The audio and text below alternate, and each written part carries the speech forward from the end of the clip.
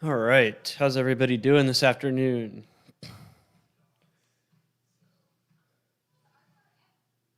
Before I want to get started, I want to give my thoughts on our loss today. I'm at a loss of words, to be honest with you. It's not the fact that we lost, it's how we lost. Before I get all my betting stuff up.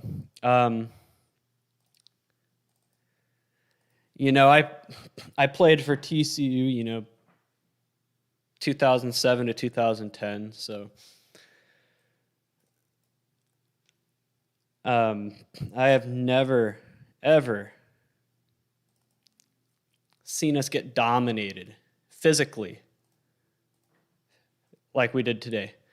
And it's not like it was a team that's known for being physical like Kansas State or Oklahoma.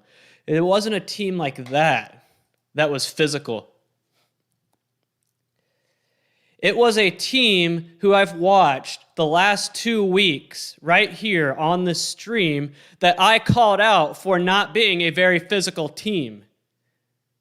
And today, SMU dominated our team at the line of scrimmage on both sides of the ball. Our defensive line was being blown off the ball 5 yards past the line of scrimmage every single time SMU ran the ball. SMU was giving carries to a white fullback who was getting 10 to 15 yards a carry, blowing back our defensive line and linebackers all the way into the secondary. This is a program that has built its entire identity on stopping the run and being very physical at the line of scrimmage on defense.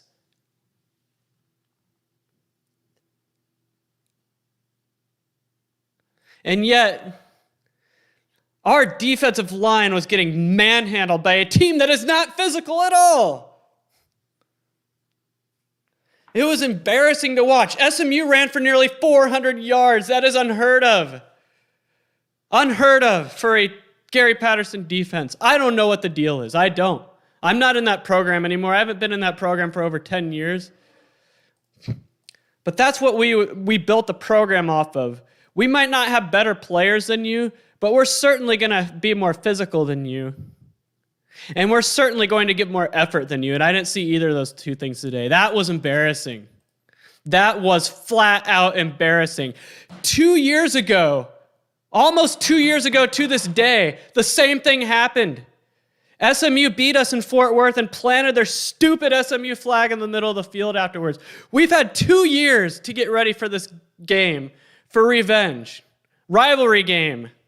SMU had been talking crap in the newspaper all week while our guys kept their mouths shut. Because that's one thing Gary Patterson does well. He doesn't let our guys talk to the media and say stupid things for bulletin board material. And yet, our guys got our asses kicked.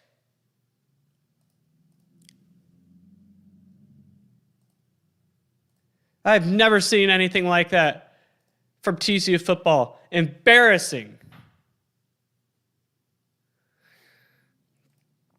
Embarrassing. There was one guy out there who looked like he gave a crap. And yet, our coaches didn't give him the ball in the second half.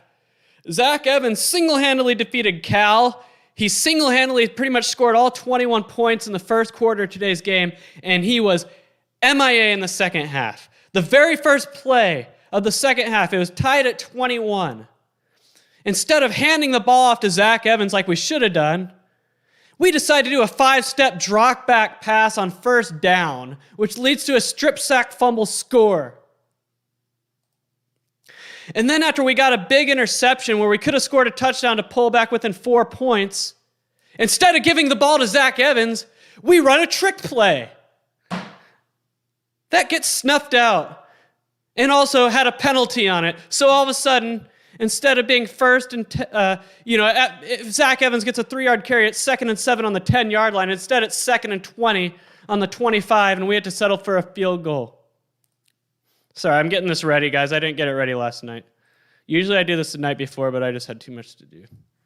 So I'm giving my thoughts on the TCU game while I get this set up. Now, I'm connected to a lot of TCU fans on social media. And a lot of people think it's time for Gary Patterson to retire. I'll give my thoughts on that.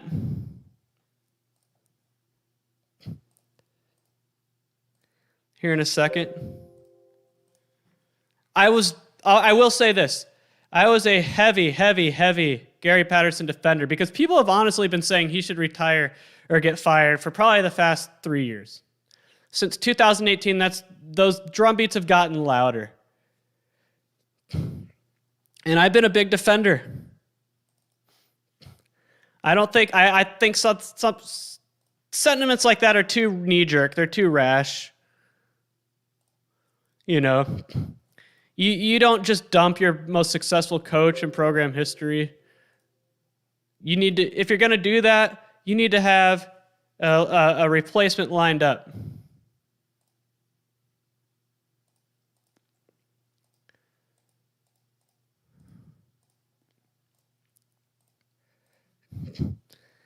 But honestly, today, I wonder if the game has passed Gary Patterson by. I do. Not saying he's a bad coach, but the 4-2-5 defense is no longer how do you put it? It's no longer a unique defensive system. It's not like a one-of-a-kind defensive scheme you face, that's hard to prepare for and all that. And like I said, I'm not in the program anymore. I haven't been for 10 years. But the guys I know who are still, know people who are within the program or aren't too far removed from it, they say it's very hard these days for Coach Patterson to coach like he coached us. Because the threat of the transfer portal is that big of a deal that they feel like the edge is kind of off.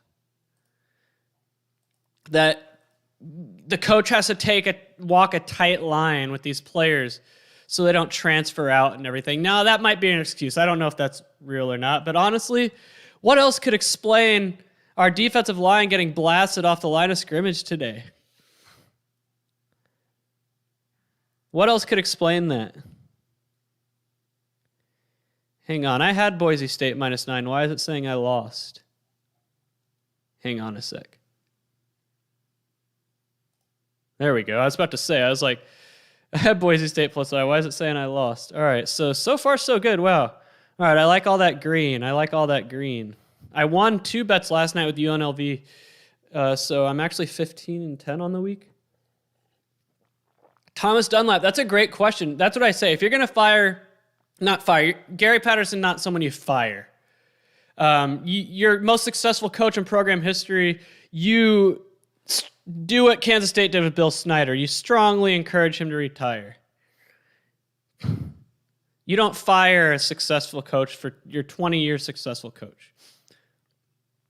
Now, I know a lot of people are like, oh, it's only 3 games in. No, you cannot get physically manhandled by SMU like that. That is, I don't know what I saw today. I've watched TCU football since I was a little kid. I've probably watched every single game of the Gary Patterson era. I've never seen our defense especially the defensive line. Now, our defensive line has had bad games in the past. Iowa State 2 years ago, but it wasn't that bad. It was not that bad. This was a group defensive effort today. It wasn't just a defensive line, but that was the main problem. If you're getting pushed back 5 yards every play,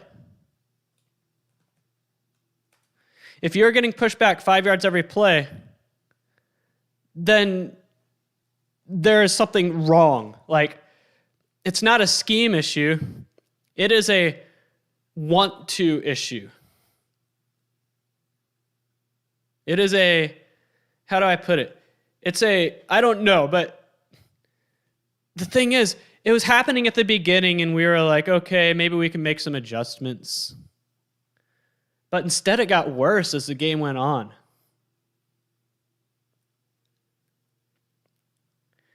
I've just never seen anything like that before. Like, I don't think I've ever seen our team dominate like that on the ground, even when we played in the Mountain West and played these mismatches. But geez, that was painful to watch today. And I watch it with my dad. You know, I watch most games with my dad every year, and we have never seen anything like that. And it didn't get better. And, you know, we had a chance there at the end. We pulled with an 8. You know, we pinned them deep on a kickoff. Got them into a 3rd and 6.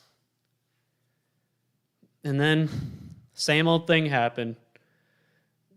Defensive line got manhandled on the 3rd and 6, and they ran it right down our throats. And the thing that makes this really painful is the fact that it's SMU. It's a rivalry game. It used to be a one-sided rivalry. Like when I was a player, we didn't really care about SMU because we'd beat them by 40 every year. It's not like that anymore. SMU, they have an attitude now. Their players, they kind of remind me of those Baylor teams that Art Briles used to have. The edge I'm talking about, so to speak. Like, they play with an attitude with them, and they talk a lot of crap, and they were talking crap to the media all week. You know, the Dallas Morning News was printing all these headlines of what the SMU players said, and yet they were able to cash those checks their mouths wrote. I have never seen anything like this before. Unbelievable. That's another thing, Thomas Dunlap. Our athletic director is a stooge. I hate him. I don't trust him to make a good hire. He's a stooge. He's a yes man for the academic administration. He was horrible during COVID. When other Big 12 teams were having, you know, fans in their basketball arenas and football stadiums and baseball stadiums, this guy was still 10% capacity for basketball, which lasted the whole year. Even when schools like Baylor, Oklahoma State, other schools in the Big 12 are having 50, 75% capacity for basketball games, this guy kept it at literally every section. If you watch a TCU basketball game on TV, there would be like 4 people per section. He didn't even open up the baseball stadium until the end of the season.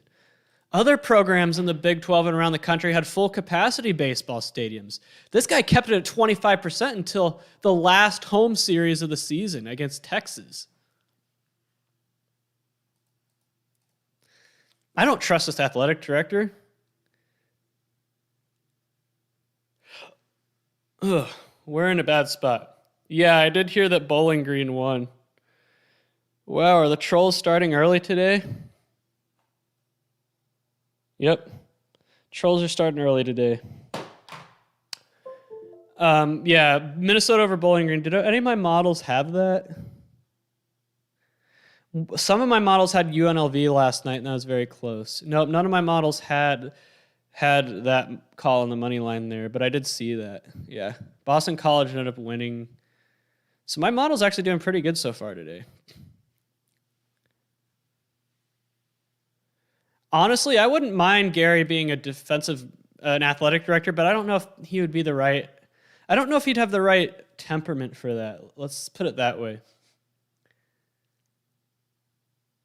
He has, I don't want to say he has a weird personality, but he has a different personality.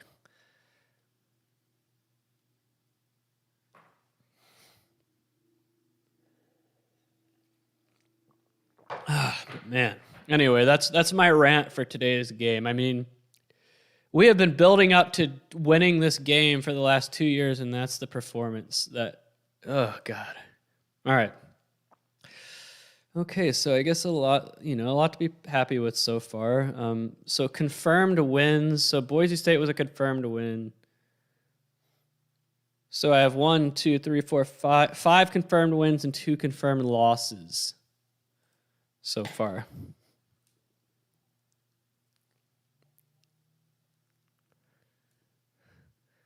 Yeah, Zach Evans was the only guy who looked like he cared today, but he didn't get the ball enough in the second half. We had multiple chances to take control of that game. And all we had to do is keep feeding Zach Evans, who SMU could not stop, and we didn't do that. We decided to get cute and fancy and run trick plays and stupid plays. And man, we had all the momentum going into the second half. We had a goal line stand to end the first half, all the momentum, getting the ball. Yeah, the trolls are starting early today, guys.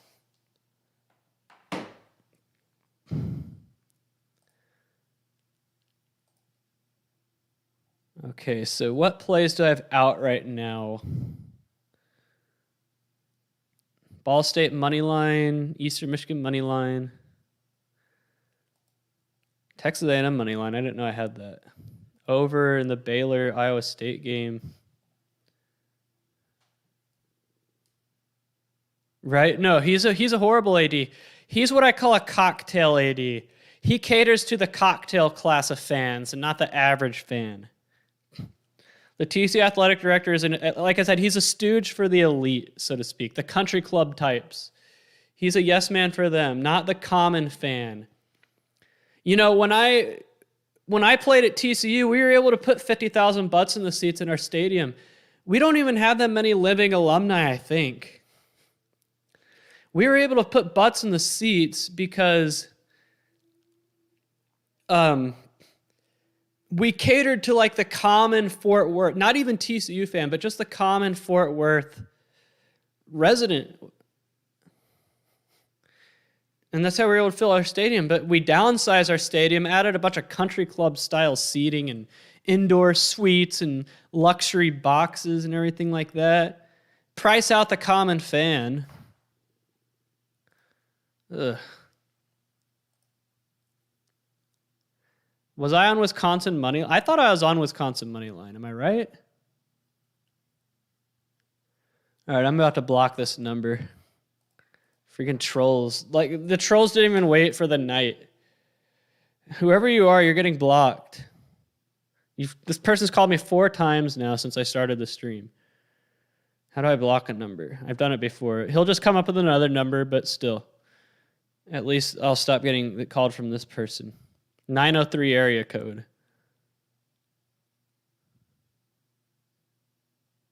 I'm not only going to block this person, but I'm going to report him too.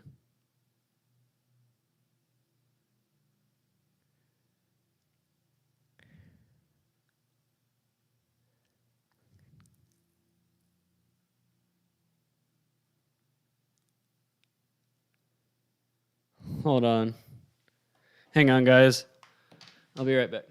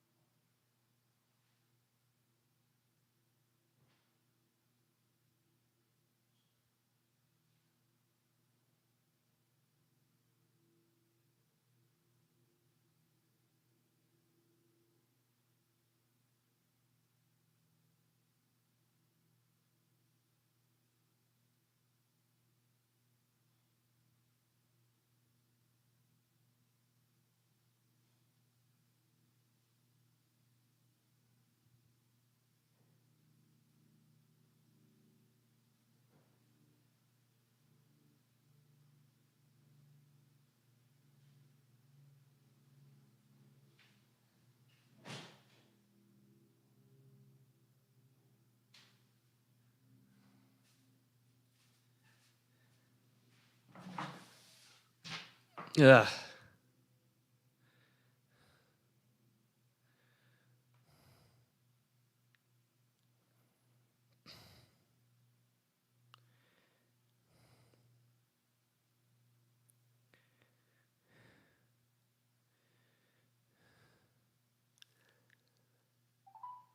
That's it. No, I've hated him from the start. He kowtows to the country club crowd.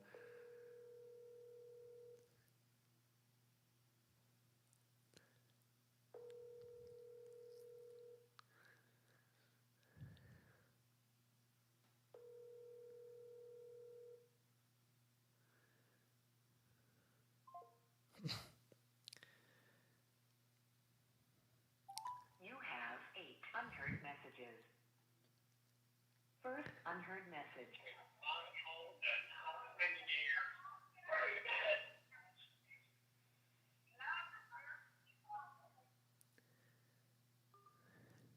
Deleted. Hey, I missed a call from you a few minutes ago. It's Field Grade Firearms. Call me back anytime. Thanks.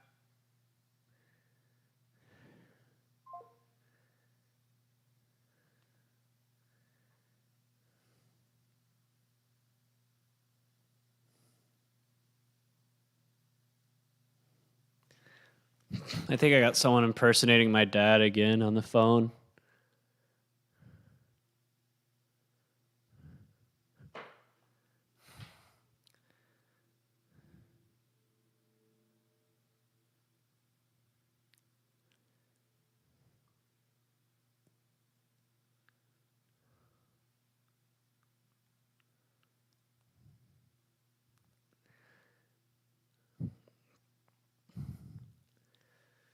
All right. Yeah, I wasn't really paying attention to the other games. Well, me and my dad were watching, so I did see that Notre Dame ended up winning. Oh, they won by a lot. They must have ran it up there at the end. But yeah, Wisconsin, their offense is just horrible. Man, Georgia really laid it on Vanderbilt. LSU hung on. Boston College won. Bowling Green's the big one.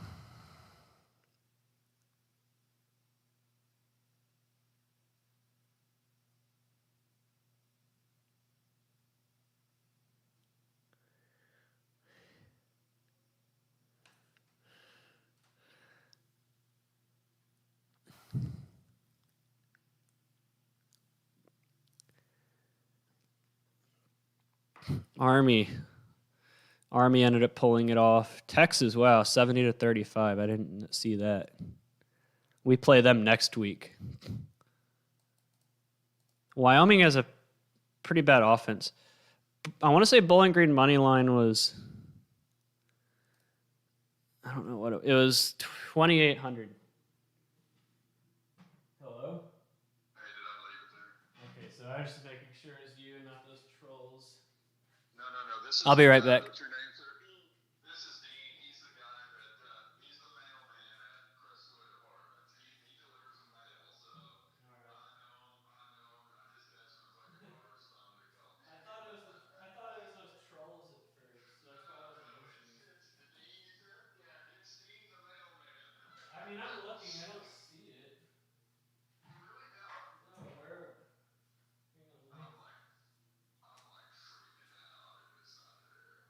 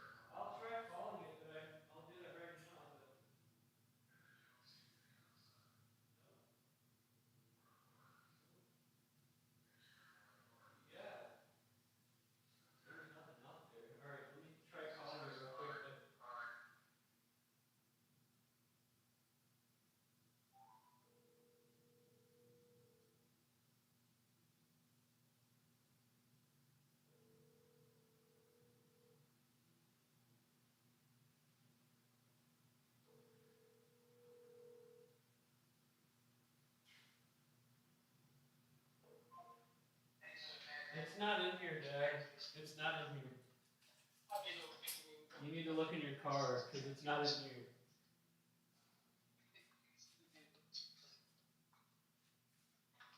Yep. And I need to get back to my show. I've abandoned it. Look for this, but it's not in here.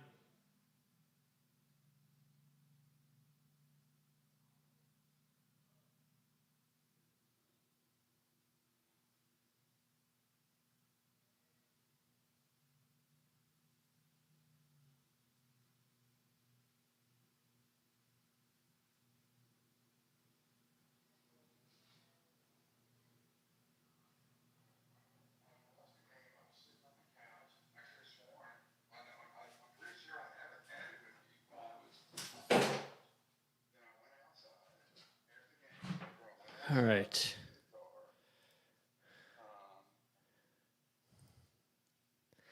Yeah, Notre Dame has a big game next week. I went into the car and came home, and then I was like, "Where's my phone?" Wow, Wyoming. Jeez, guys. UT San Antonio got off to a slow start. I bet it's in your car. If he doesn't say that, found it, either in between the couch, the BS couch, or it's in between the seats of the car on the floor. 100%. I don't know how it just happened. I knew I lost my phone in the car. I couldn't find it. World. It was in the finally my phone. Yeah. Total's not looking so good today. Spreads, on the other hand, a lot better. Catch up with me, I'll be right there, either right there, or it's on the street right on George's right there. Go down to the light, there's a Jeez, what did I do on spreads? Man. K nearest neighbors went 11-1 against the spread this for the morning games.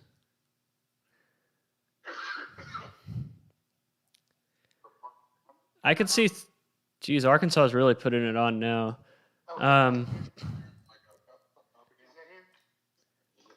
Stanford, Kansas State. I think I have Kansas State winning outright.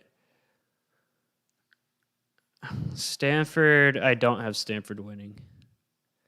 Where's Kansas State at?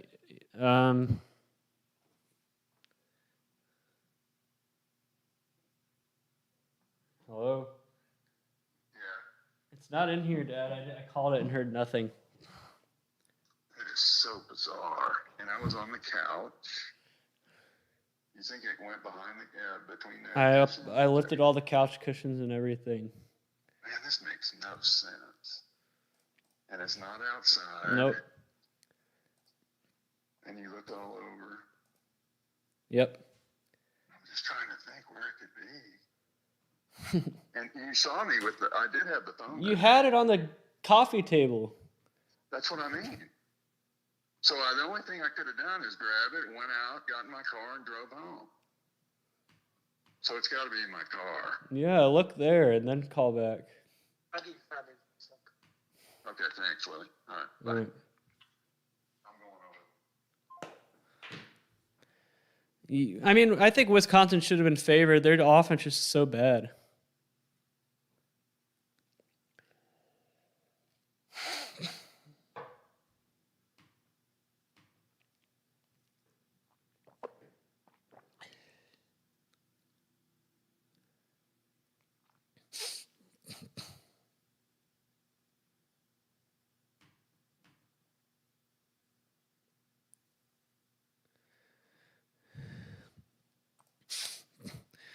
I don't know if their defense. I mean, their defense was good last year, but they've played 2 layup games and a Colorado team that got shut out by Minnesota that lost at Bowling Green today. Yeah, Real BB knows what happens. My dad can't find his phone, and he thinks he left it here, and it's not here. So I tried calling it. I looked everywhere it could be. It's not here, so find your phone GPS app.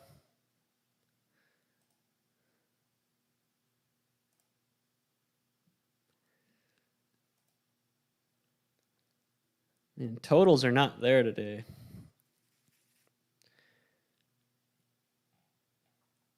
Stanford, I think they're closer to the team that got blown out by Kansas State than they are to the team that beat USC.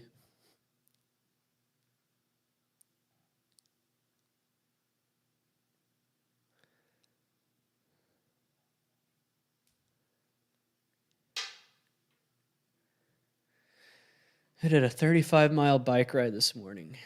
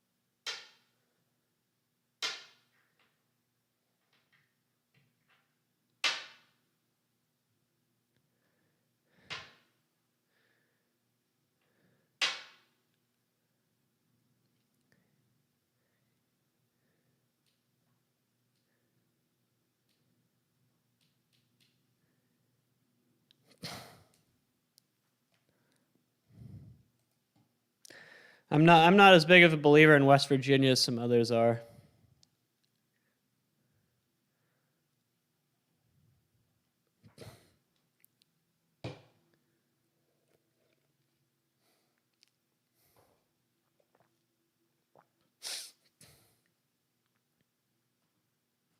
Looks like my retooling of the neural network this might be paying off here.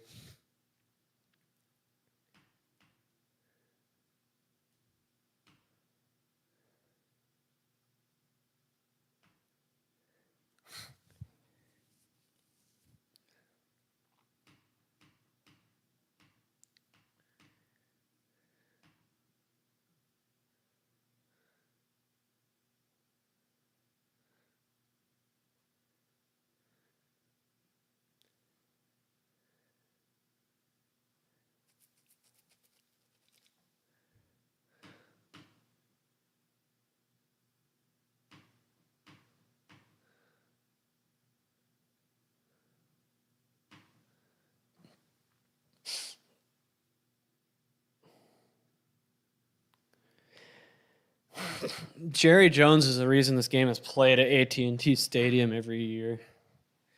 I don't like neutral site conference games outside of the long-established ones. The only game my K-nearest neighbors model got wrong in the morning games was a... Hang on a second.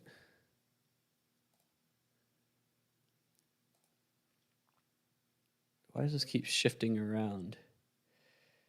Actually, I must have been looking at the wrong numbers.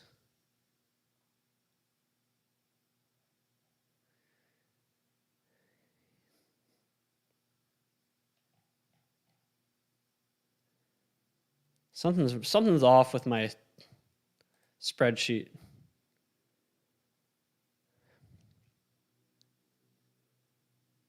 San Jose State, that's why.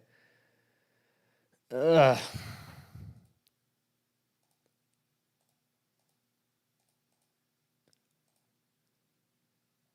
I'm just going to delete that game because it's ruining my spreadsheet. Or I can do this.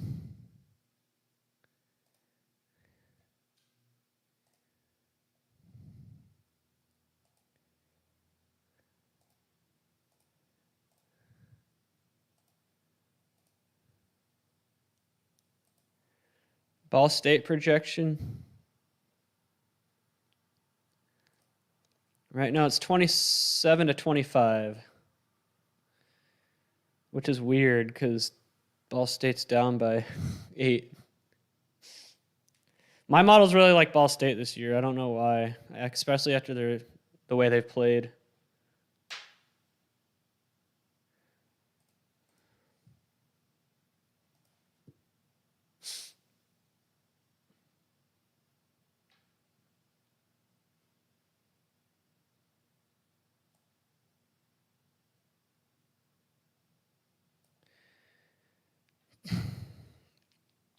Man, why is my spreadsheet going bonkers right now?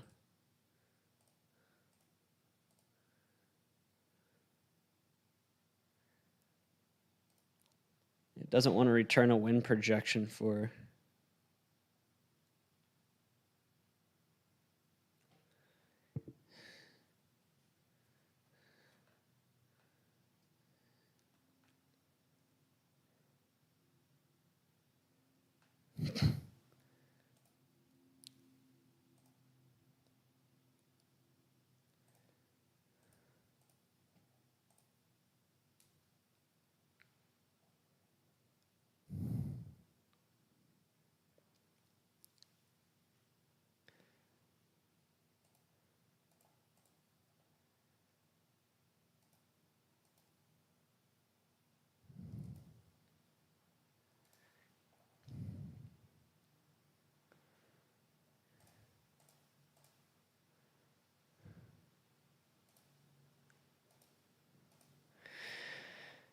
I wouldn't be surprised if Nebraska wins.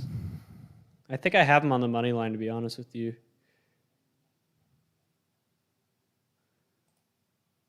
Right, so my spreadsheet's only returning.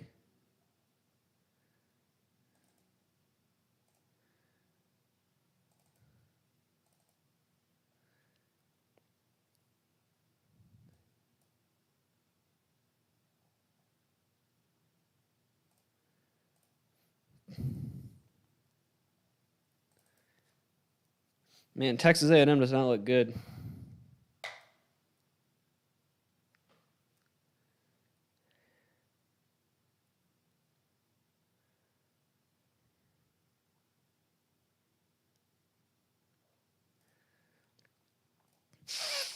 So my spreadsheet's messed up right now because it's not returning a Texas State prediction. I wonder why. Kansas money line? Oh, yeah, that's right.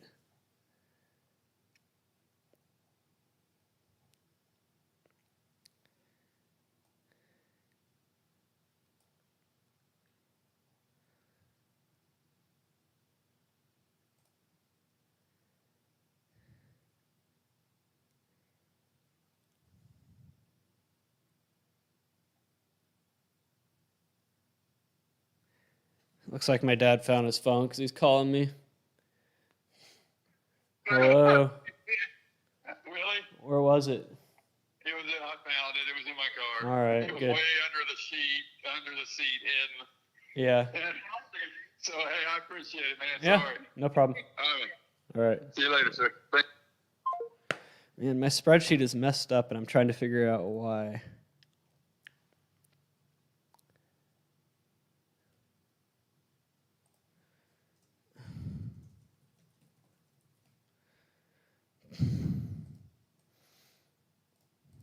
This is the first real issue I've had since the first week.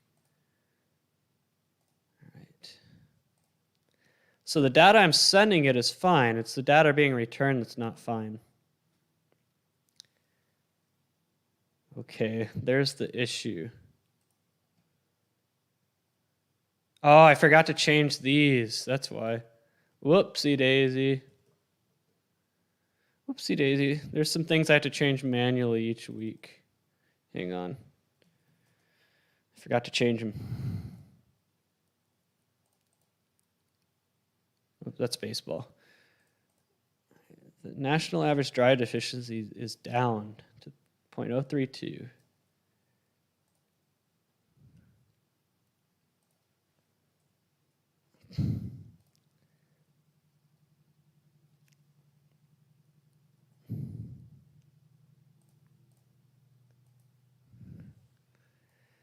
All right, at least it was a quick fix and it wasn't something like more deep rooted.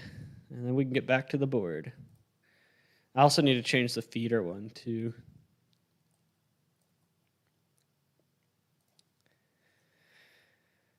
Yep.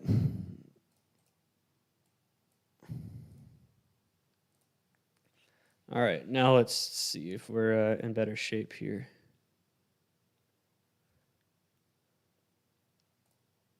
Looks like Iowa State wasn't as good as people thought. All right, now we're all good. All right. Totals look a lot better now. Yeah, now after that's all been fixed. I was about to say, like, something's not right here. Okay.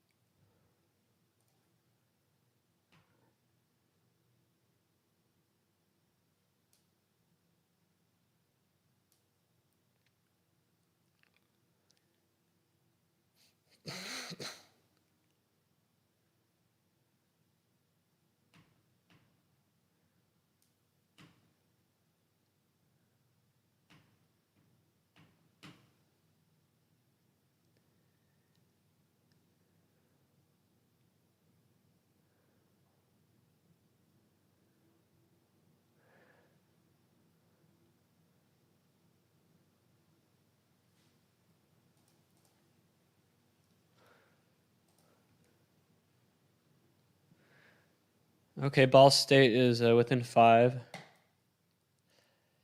What else are we looking at here? Utah and Washington State. Wow. Talk about two programs that have really had a hard time.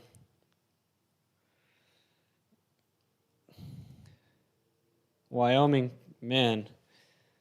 And after Wyoming's win last week, I was like, oh, they could be a dark horse in the Mountain West. But wow, I know their offense is bad, but that is really bad. The Big 12 is going to be wide open when Oklahoma leaves, and that's fine. There's going to be no dominant team.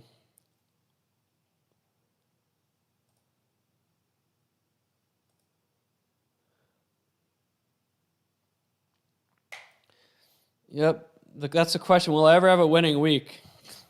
It's a valid question. Right now, I'm having a winning week though. I'm 6 and 2 so far. And then I was 2-1 in the Thursday, Friday games. So 6 and 2 and 2-1. That's 8 and 3. So at least right now I am. Yeah, I did eat today. I made sour cream chicken enchiladas. One of my dad's favorites. I made 15 of them, and we ate 12 between the two of us, so I had to throw the other 3 away. I don't do leftovers because I only eat like that on Saturdays, really.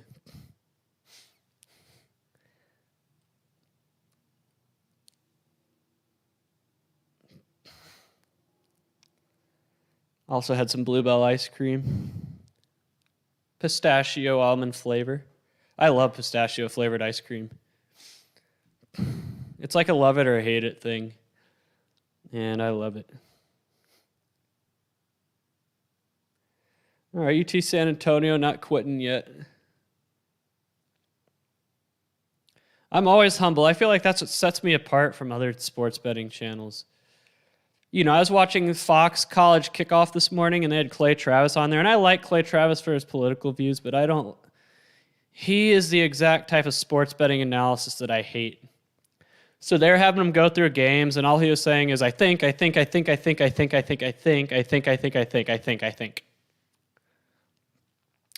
it was that type of elementary analysis I hate. But yeah, of course I'm humble because the people who never talk about their losses or the people who lie or exaggerate their success, they're not going to do you any good. They haven't had the Moose Tracks flavor in a while, Bluebell. That's like a rotational flavor that I haven't seen in years. I wonder when the last time they had it was.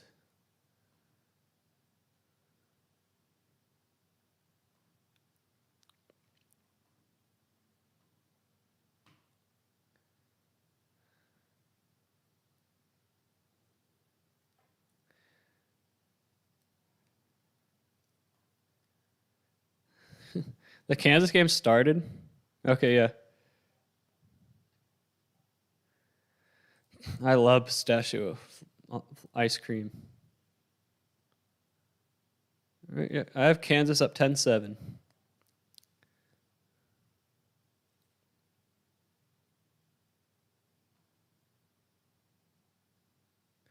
Roughing the passer penalty going to bail out Baylor or bail out Iowa State there.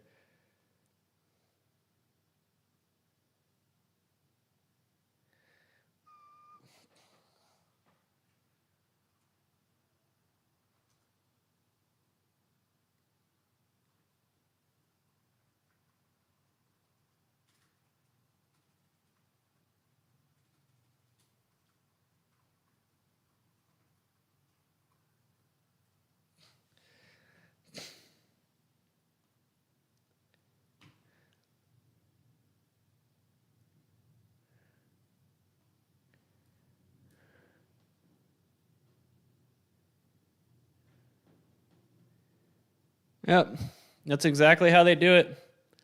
Touts buy airtime to give them credibility.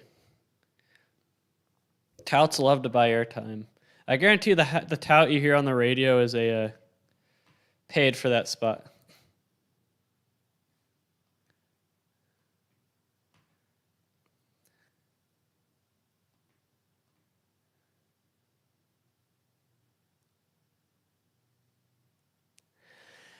All right, I've been reading TCU fan takes after our loss today. There's a lot of good takes, but some of these takes are stupid. I mean,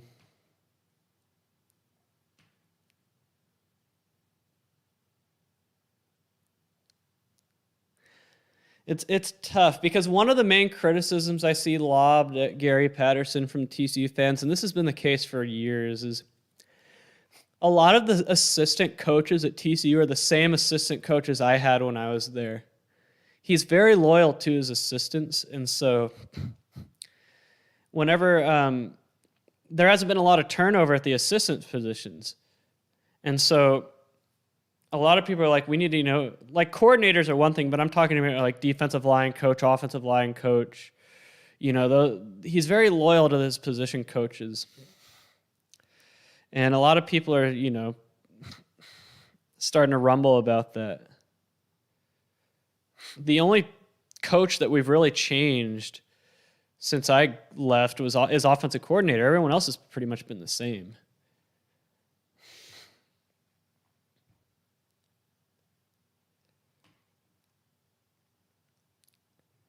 So, but there's a lot of bad takes, and I think one of the bad takes is that we should hire SMU's coach. First of all, once the Big 12 gets us downgrade, it's not going to be that big of a step up. And second of all, Sonny Dykes is a retread. I hate retread hires. He got fired from Cal for a reason, because he was not a successful head coach in the Pac-12 because his defenses are so bad. I don't like retread hires. I think either hire a successful head coach at the lower ranks or hire a coordinator who's ready to become a head coach. I hate retread hires.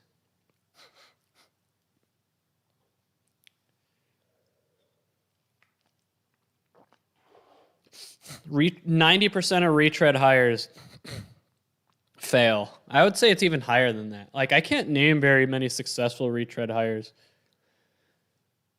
But you can easily name the ones who fail.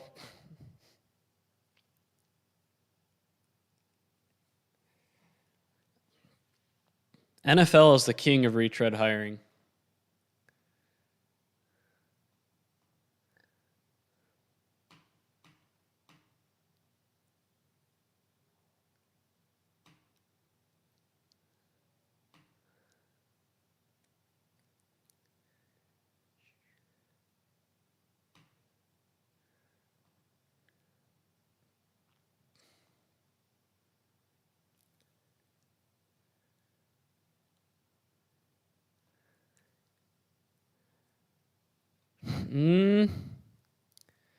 Arkansas? I thought my model was all over A&M.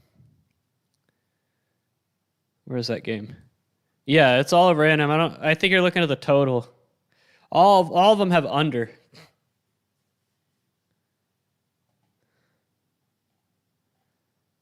Oh, you're talking about Arkansas State. They are playing, I forgot, Tulsa?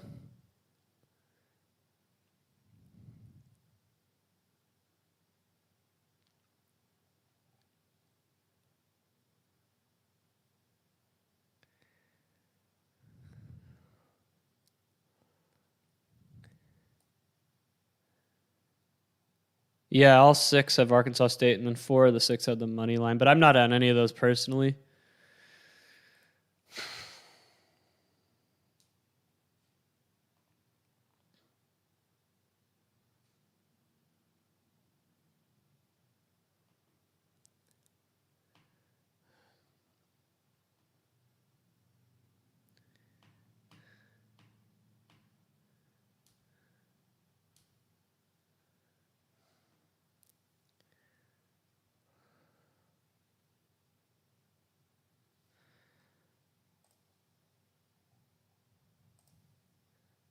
Adam Gase, yeah. NFL is like the king of reach. I feel like the NFL is like incest. I call it incest because they always hire the same guys. Like, how do you ever break in as an NFL coach? That's what I want to know. Like, I don't see how anyone can break in as an NFL coach because they're always rehiring the retreads and cast-offs.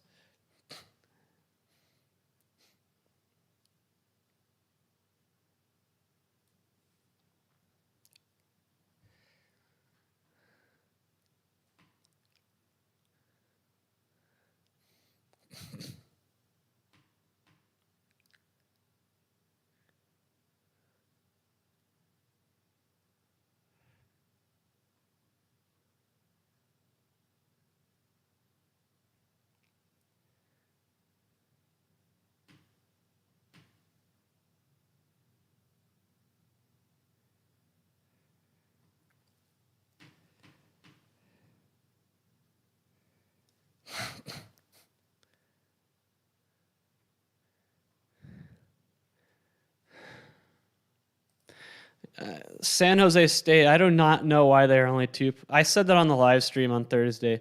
That was the biggest. I'm pretty sure that's what I said on Thursday. That was the biggest mispriced line of the week was Western Michigan only being 2.5-point favorites. NBA is also known for retreading as well, but NBA coaching isn't as important in the NBA because NBA coaches are babysitters. They're not coaches. There's very few actual coaches in the NBA, and the Mavericks just got rid of one. Rick Carlisle's an actual coach. Eric Spoelstra for the Heat is an actual coach. Greg Popovich, which even though I don't like him because of his stupid views on the world, he was a coach. But those are few and far between. Most of the coaches in the NBA these days are babysitters because they exist more to keep egos in check and keep the players happy rather than actually coach. Oh man, Zodwick, I opened this stream today. Yeah, Rain Man, I was juggling between keys for money line, and the one I didn't go with would have picked UNLV on the money line. So I was like, man, I hope UNLV doesn't win. Otherwise, I'll be kicking myself for not picking that set of keys. But they didn't win. But yeah, they did. The NBA is unwatchable. I'm sorry. There's a reason I don't do models for it. I mean, I'd like to do something like build a daily fantasy model or something like that for the NBA. But there's a reason I don't like to watch it personally because it sucks. I'm sorry. Georgia State's up on Auburn.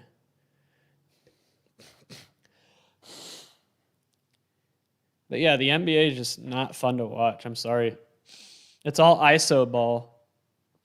ISO ball and hero ball. Yeah, I just saw that touchdown for Georgia State, and I think I didn't pick Georgia State on the money line, but I think all my models did except the random forest.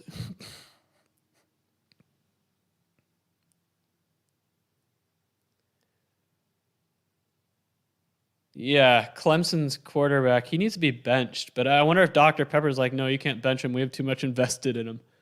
That's why I hate NIL right there.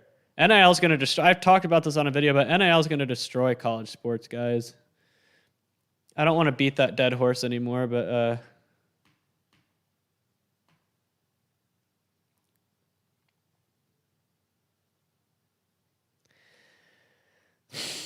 when was the last time Texas A&M and Arkansas won a conference title? I know A&M was 98 in the Big 12. I don't remember Arkansas, but it had to have been the Southwest Conference because I don't think they've ever won the SEC. All right, there's the answers. So I was right about A&M, and yeah, Arkansas, the Southwest Conference in 89. Yep.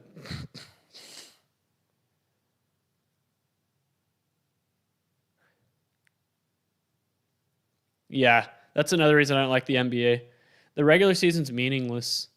That's why I hated the NFL adding playoff teams, and that's why I hate baseball adding playoff teams. The playoffs should be exclusive. If more than half the teams get into the playoffs, it's not exclusive. And I get why these leagues do it. It's for money. The NBA makes a lot of money on the playoffs, even those first round quarterfinal games. But the NBA playoffs just seems to drag on forever. But yeah, that's why they do it. Money. It makes for a horrible product, especially in the regular season. It's fumbled by A&M. Or no. Yeah, clutch sports. Yeah, I call it ISO ball, hero ball, whatever you want to call it. It's seeping into college basketball as well. I hate when teams don't run set plays at the end of games and instead just let one player dribble the clock out and then jack up a three. I hate that. And I get it. You don't want to turn the ball over and give the other team a chance to win the game. I get it. It's a safe thing to do in terms of like limiting the downside, but there could still be a little bit more teamwork involved whenever like the clock hits 5 or something. Instead of just jacking up a three-pointer, then you can start running the offense. I don't know if Mac Brown is a retread hire.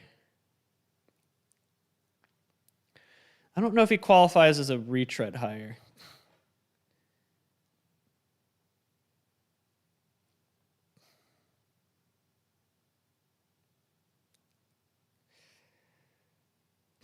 I mean, a lot of retread hires I have a problem with are ones who like, you know, they had one good year, maybe 2 good years. Like Mark Richt at Miami was a retread hire.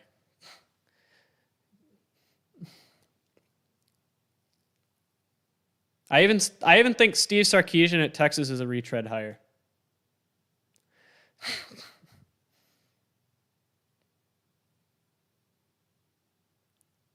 Clutch Sports Agency. I don't even know what that is.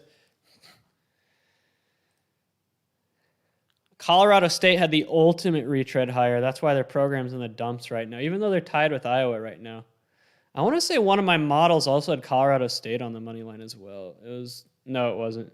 That was before I did the retune. I retuned my neural network again yesterday because I found some errors.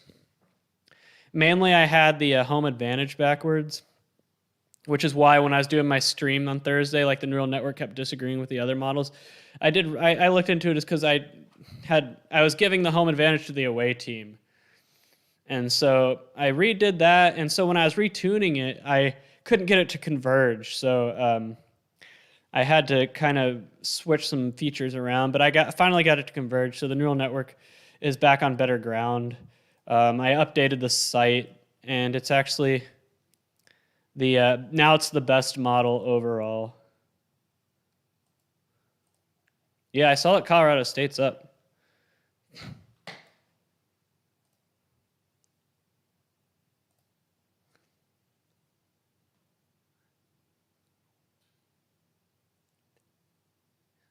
Baylor just turned the ball over.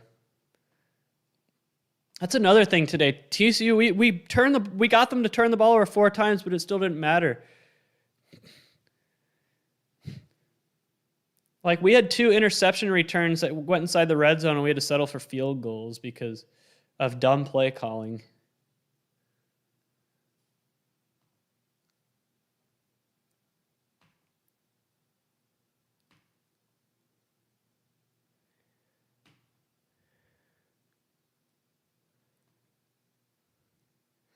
Arkansas, yeah, I mean, I still think their schedule's too hard for them to have like a good year, but they could win 7 or 8, which is a good year by their standards considering how they've been over the past 5 years. I don't think Spurrier wasn't a retread hire. He went to the NFL. When I say retread hire, I mean someone who gets fired from a program for sucking. Like Mac Brown, even his worst year at Texas, they still won like 8 or 9 games. But a retread hire is someone who gets fired, not resign or not like go to the NFL. Someone who gets fired for sucking and then gets hired by somebody else. Like Mark Richt at Miami is a good example. Brett Bielema at Illinois is a retread hire, but I feel a little bit different about him than I do other retreads.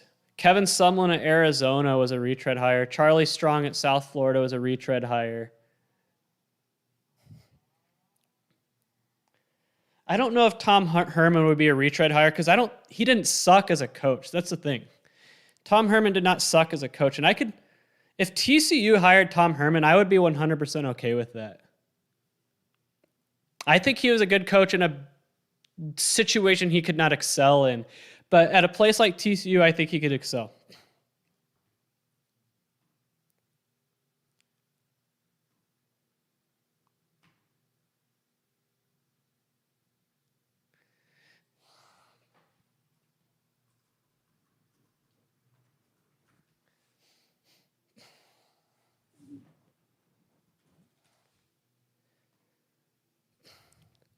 Yeah, Florida State is bad.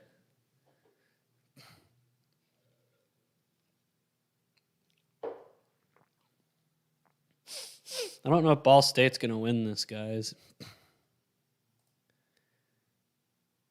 I'm surprised my model is still giving them a 5.6% chance to win.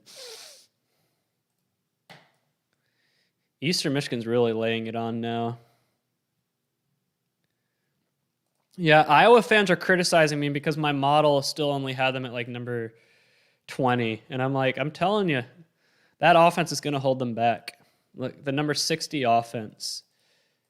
And it is right now. 7 points against a Colorado State team that got blown out by South Dakota State. Lost to Vanderbilt.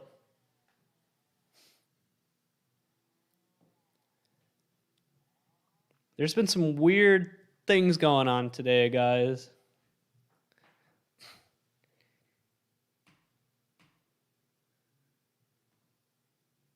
New Mexico, the Lobos against UTEP.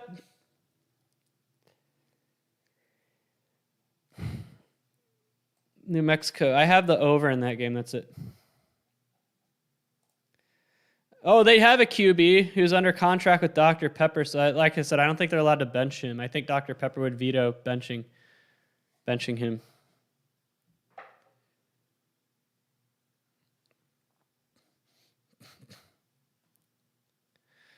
Who's going to win the World Series this year? I'm starting to have an issue with baseball.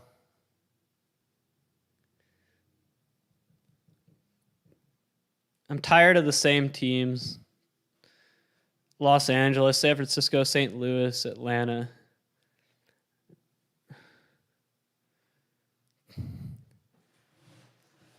The Rangers are heading for their first 100-loss season since the 70s. I mean, the Rangers franchise has been run into the ground, and the same people that have overseen it still have their jobs because the ownership is so bad. The worst thing the Rangers ever did was run off Nolan Ryan. He actually wanted to win. He didn't care about just making money.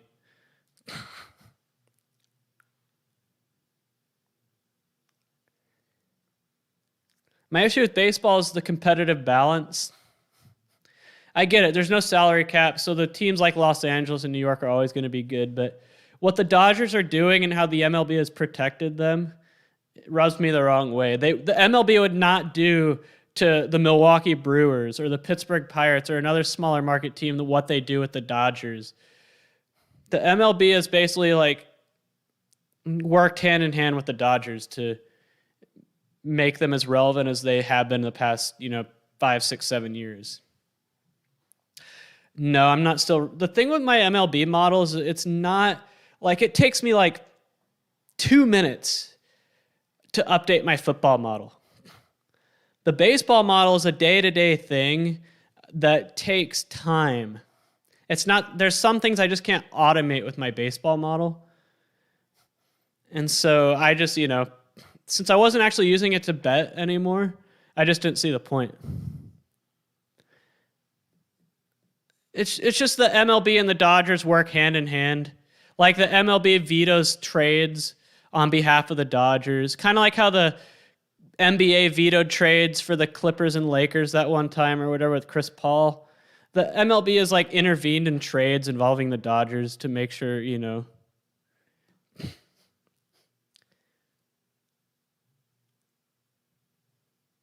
Like the Rangers were supposed to get Walker Buehler when they traded away Yu Darvish, and the MLB blocked it. And I'm like, why? Why would MLB block that?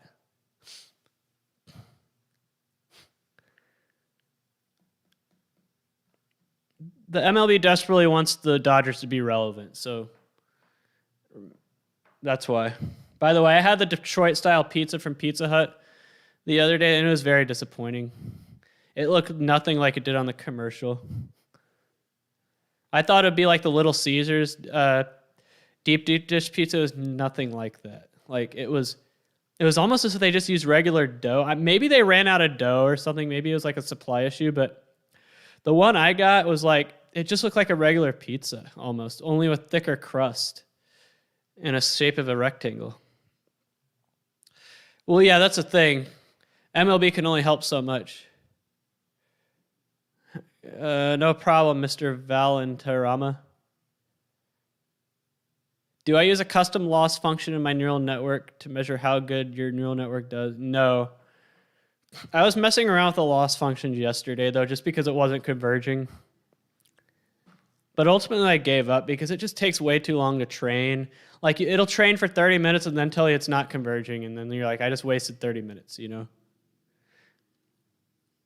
Like, I ran it right before I went to the gym, and I came back, and I had the step max at, like, 10 million, and it still didn't converge. That's like a 2-hour train, and it couldn't converge. So, but no, I don't use a custom loss function yet.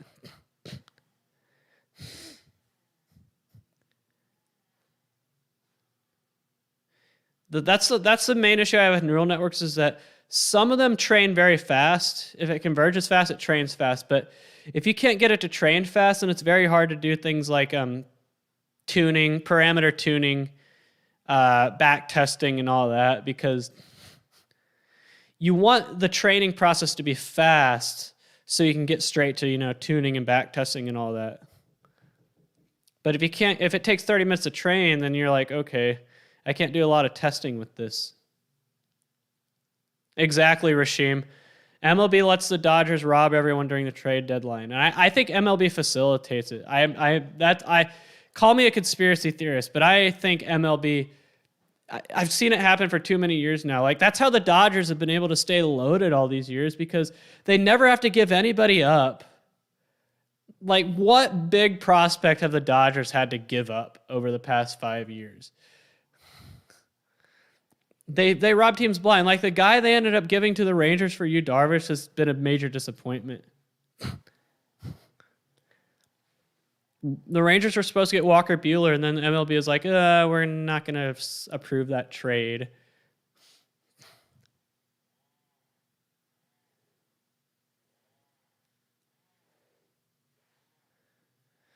Yeah.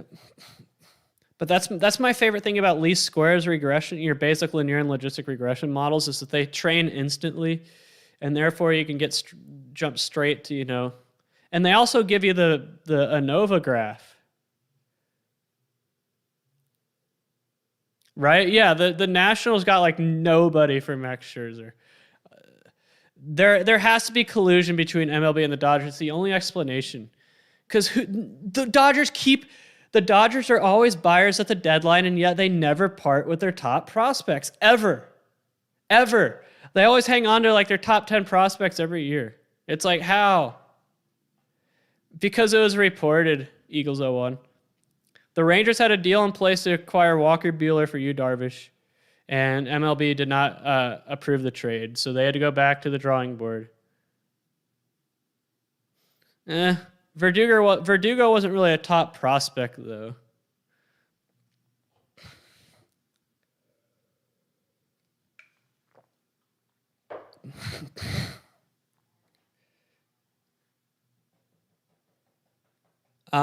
Live stat data. Well, the only live data I get is the score and stuff like that. I don't get actual statistics in my API pulls.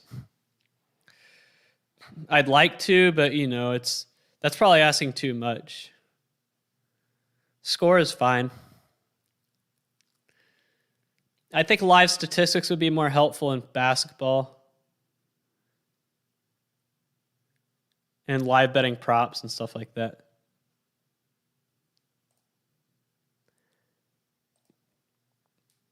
Yeah, Verdugo is never going to be like a top guy.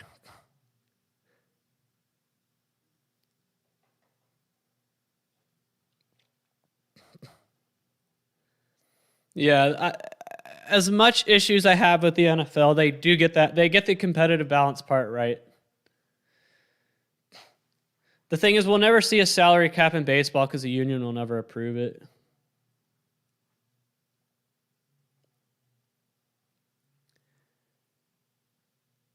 And don't think for a second that the NBA doesn't collude with the NBA absolutely colludes with their bigger teams.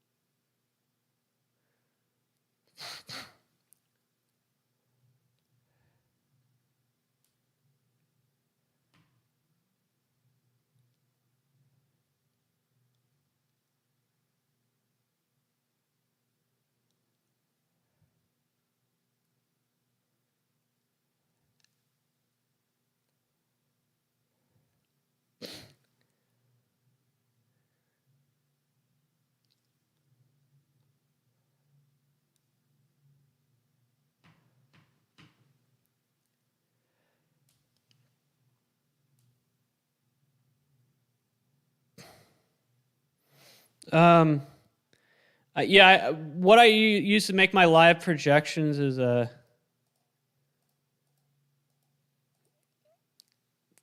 current score, the time remaining, down distance. I feed the drive expectancy in as well. That's part of the model for live projections. What are things I don't like about the NFL? I feel like it's become too much of a flag football league. Quarterbacks are way overprotected, and I get it. They're the biggest investments teams have, but it's become flag football. It's not what quarterbacks do these days is not impressive anymore.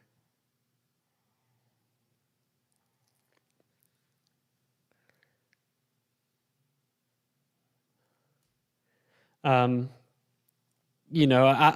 like defense. I get the casual fan likes to see high scoring games where defense is optional, but I don't.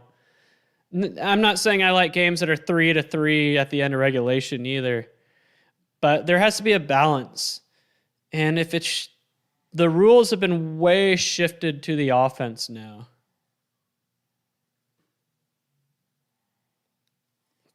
To where defenses can't do anything anymore. And I think that's another reason why my program in college, TCU, is not what they once were, because it's not as bad as the NFL, but it's how do I put it? It's a lot harder to coach defenses these days than it was 10 years ago.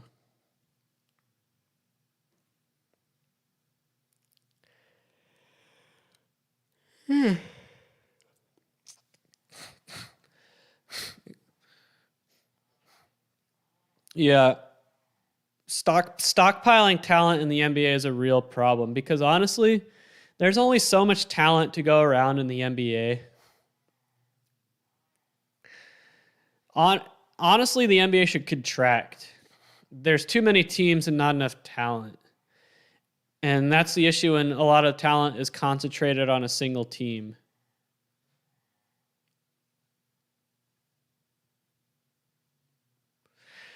TCU is 2-1, but the loss we had today was inexcusable. Like, it made me... I've been watching TCU football since I was a kid. I've probably watched every game of the Gary Patterson era. I've never seen our defensive line manhandled like they were today. It was awful. Awful, awful, awful.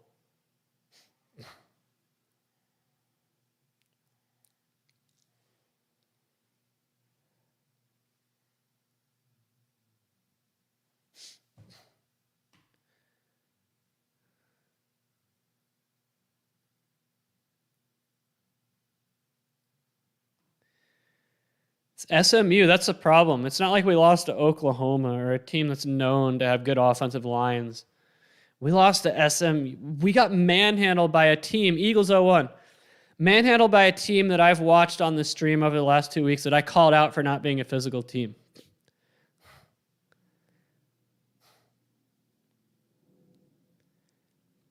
The SMU offensive line made TCU's defensive line their bitch today. It was disgusting. I'm so glad I didn't go to the Letterman's tailgate today. I was thinking about it. But man.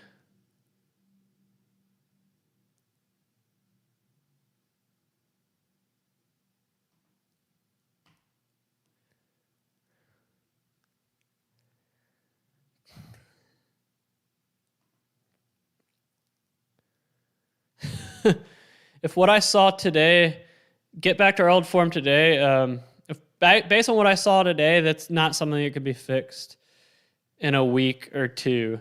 It was I don't know if I'm going to say it's a talent problem, but it was definitely a mental and physical toughness problem.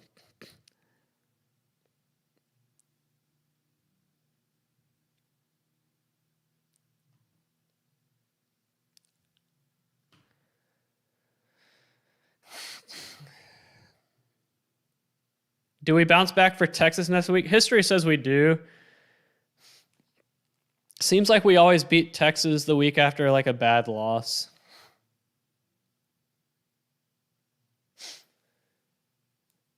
But yeah, I want to say, yeah, we've had a lot of wins over Texas the week after a bad loss, but if our defensive line plays like they did today, no. It was sad. Like every single play, our defensive line was getting pushed back 5 yards off the line of scrimmage. Every single play, not some plays, every single play. They were getting driven back 5 yards. And SMU had this white fullback, not like a shifty running back or a power back, but he was a white fullback who looked almost like a tight end, who was averaging over 10 yards a carry.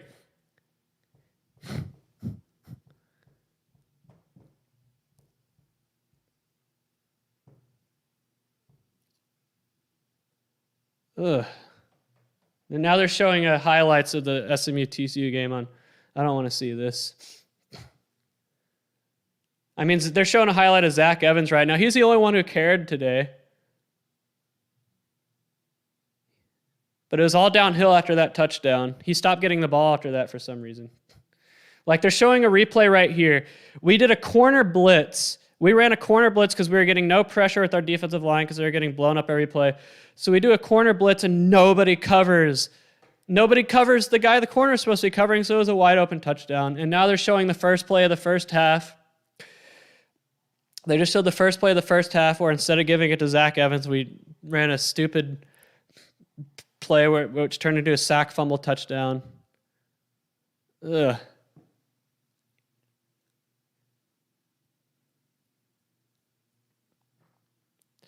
Right? Yeah.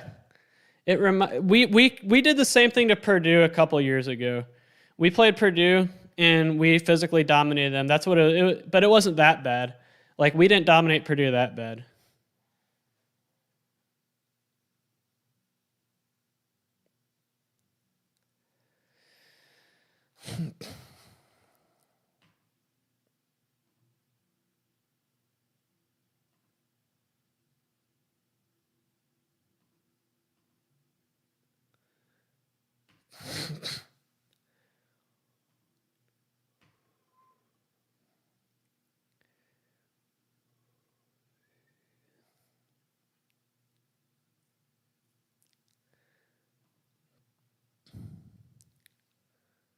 Due to the absence of the linebacker, well, we did have two guys hurt.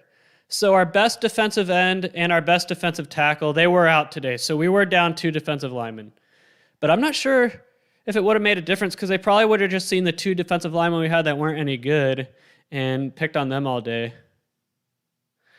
Our two linebackers, that's another thing I want to talk about. So the Gary Patterson defense, the defensive line aren't supposed to make the plays. The defensive front four are not supposed to be the ones making the tackles. They're the ones who are supposed to plug holes so the linebackers can come up and make the play. But the linebackers were MIA today. They were just as bad as the defensive line. So every year our leading tacklers are our linebackers, and we've had some good ones. They always go to the NFL. Like our past 3 or 4 starting middle linebackers have all gone to the NFL. And so we had to replace one from last year, and oh man, they were nowhere to be found today. Yeah, the thing is the secondary didn't really play that bad today. It was the defensive line.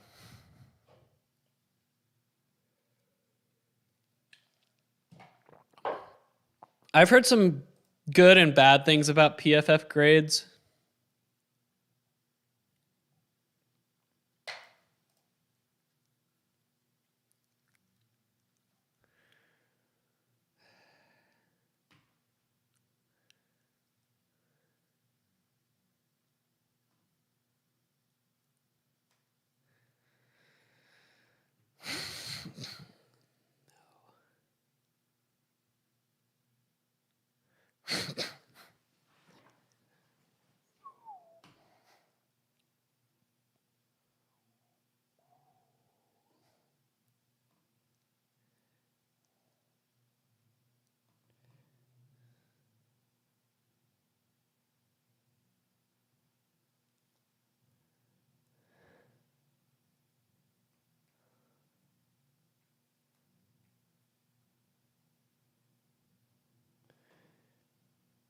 Georgia State, Auburn, live projection. Let me get that for you.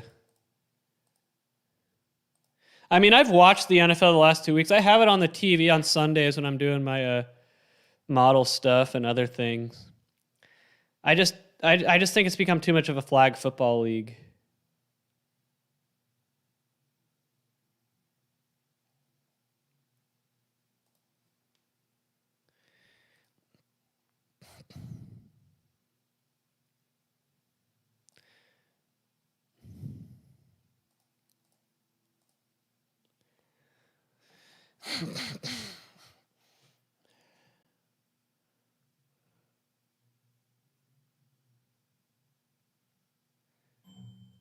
All right.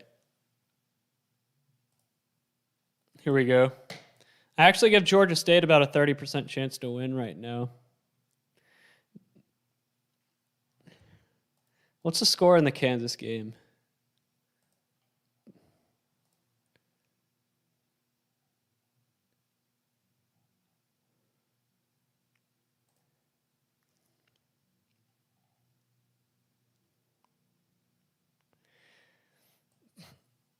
Some of my models have Georgia State.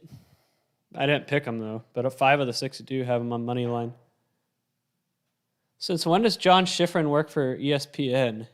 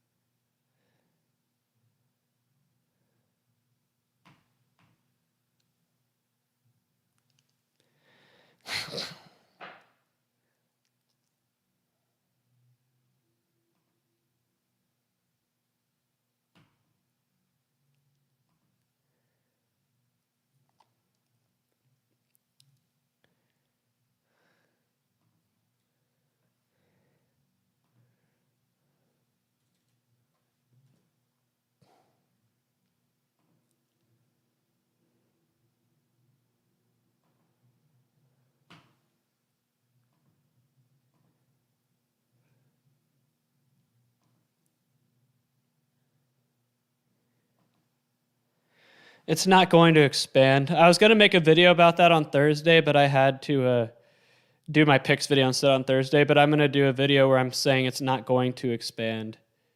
I think it should, but it's not going to.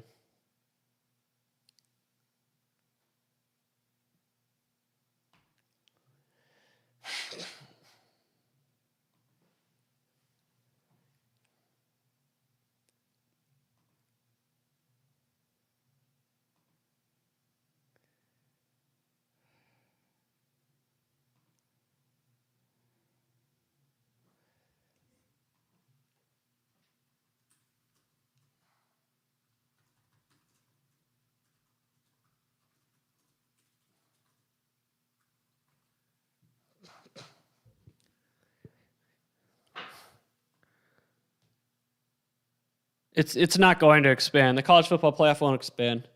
There's not any money in there's money in expanding, but that means the people who currently profit off the college football playoff will have to share more of it, and they don't want to do that. Greed runs college football now. I don't think the average person realizes that, but greed is what runs the show in college football.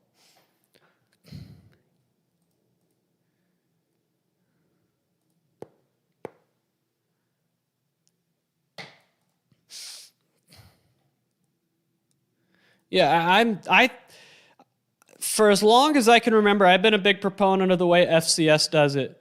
Automatic bid to every conference champion and then 6 at-larges, 16 teams. That's how it should be done, but it won't be because that means you have to share. You have to share. And the people who run college football don't want to share.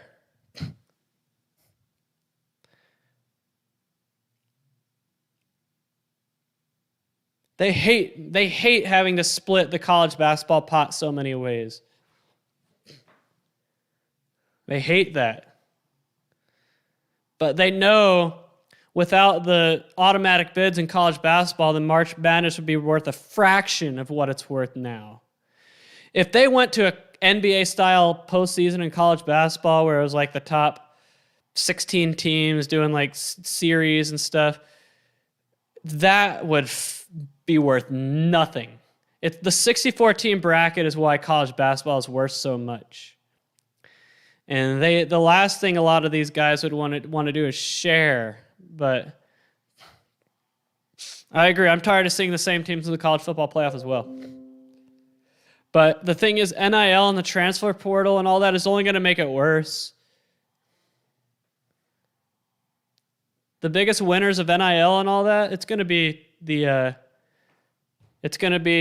big schools. The transfer portal is going to be the big schools.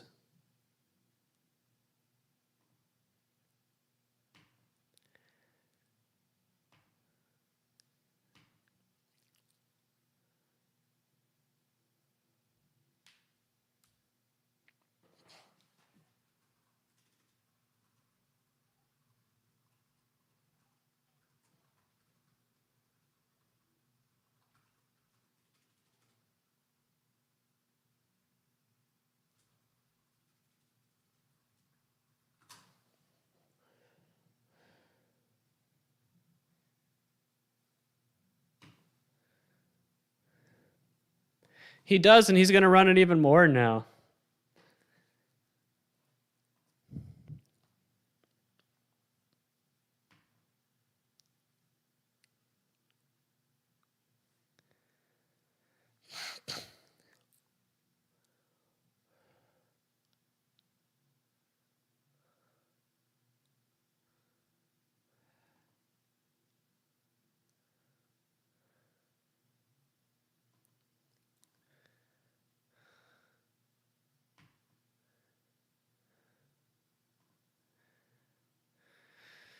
Whew. My leg. I say this every Saturday, but my legs are dead. I did a long bike ride this morning.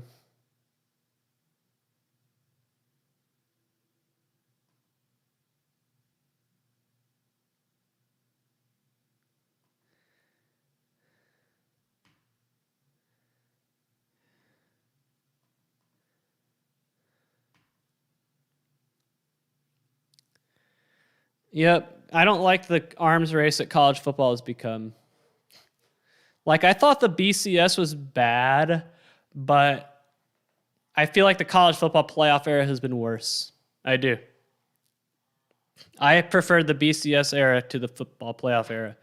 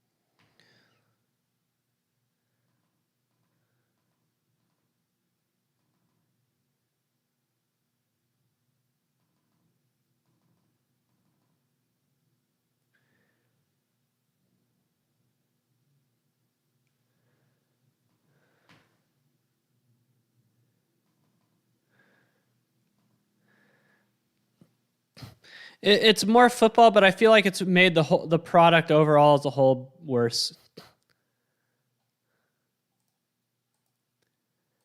I don't know if they're the Dodgers of college football. I'd say they're more of the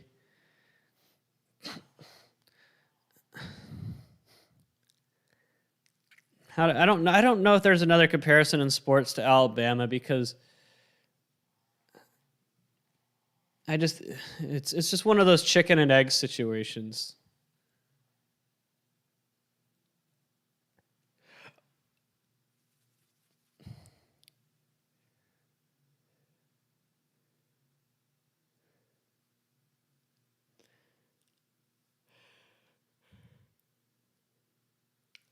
I feel like in the playoff era, too much emphasis is put on the playoff.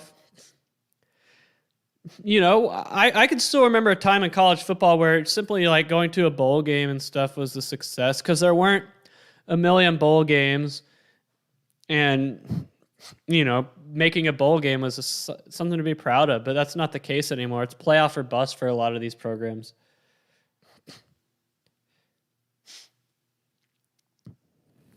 I would say the closest thing Alabama to is the Yankees.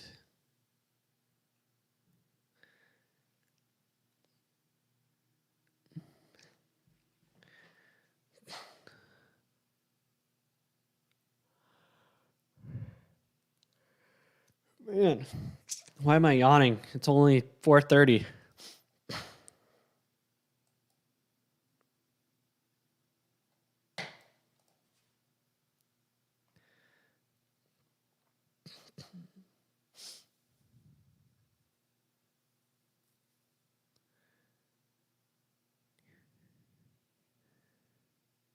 Power Curie. I just had to do a whole week at work. We had to do a whole week of like Google Cloud training. It was kind of weird because it's like, is Google taking over the world? We had to watch all these videos about like Google Cloud and all that. It's like, geez, Google's going to have all their hands in a lot of things.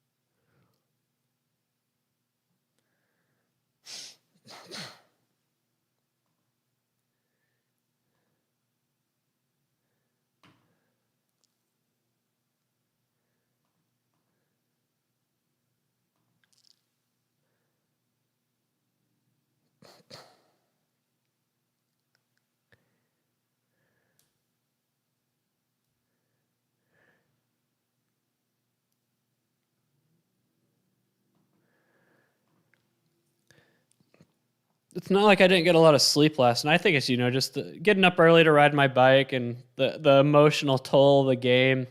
Me and my dad watched.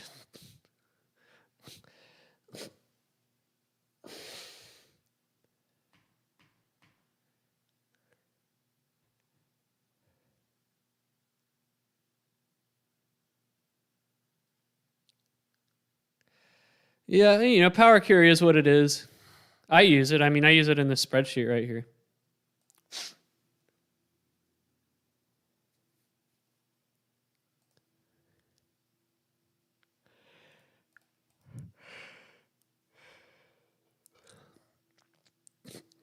Who's going to win the championship this year of college football? I mean, it's still Alabama's to lose, and it will be theirs to lose. I mean, no one's going to beat them in the regular season.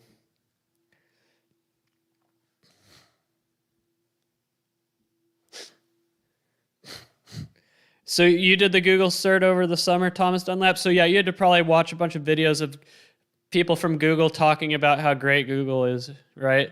I watched probably 5 hours of videos this past week, and all they talked about is this is why Google Cloud is so great. And now I have to read this book that I have behind my green screen to become a Google Cloud engineer.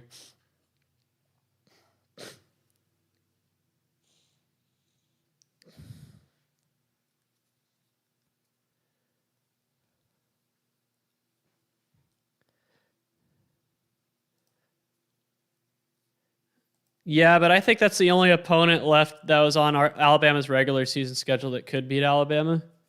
I don't think anybody else can. Now, Georgia in the SEC title game can. Power BI is more like Tableau or Looker. That's more of a business intelligence visualization tool. If you don't know what Tableau is, I have it on my desktop. I can show you real quick.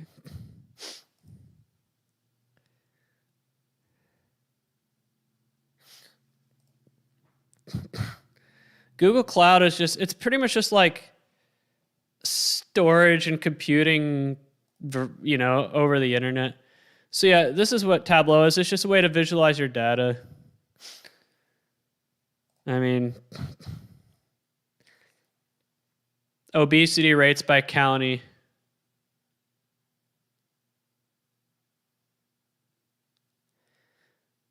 Demo Tableau. That Power BI is pretty much the same thing.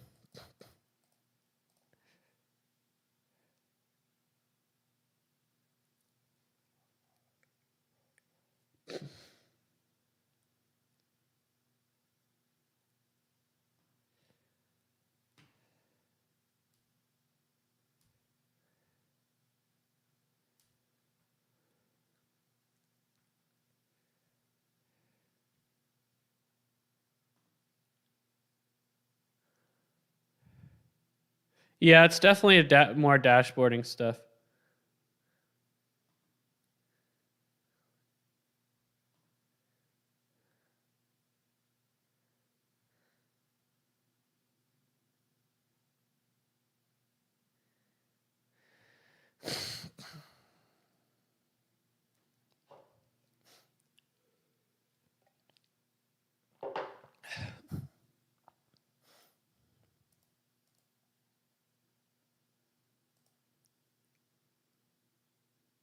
All right, Iowa just tied the game up. Utah officially is in the win column. Washington State with the cover.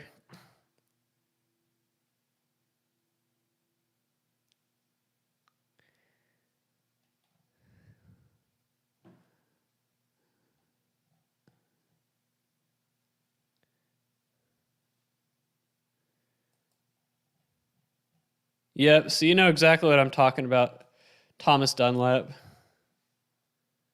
None of it. My company set aside this whole week for us to do Google Cloud training because we're migrating all of our stuff to Google Cloud.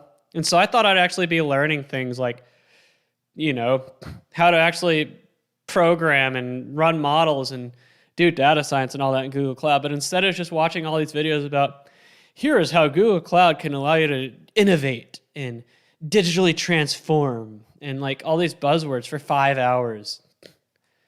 Like, I don't feel like I learned anything. But maybe this book that I have to read about being a cloud engineer will actually have me learn something.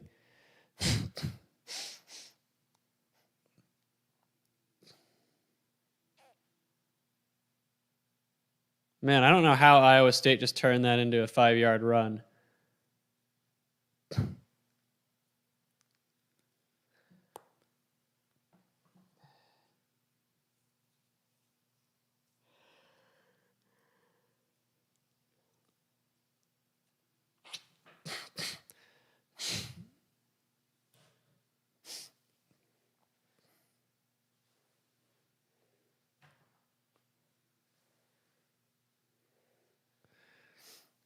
So yeah, my company pretty much put our entire, or not my company, my team, my department, we pretty much put the entire week on hold, like all of our normal work on hold to do Google Cloud training.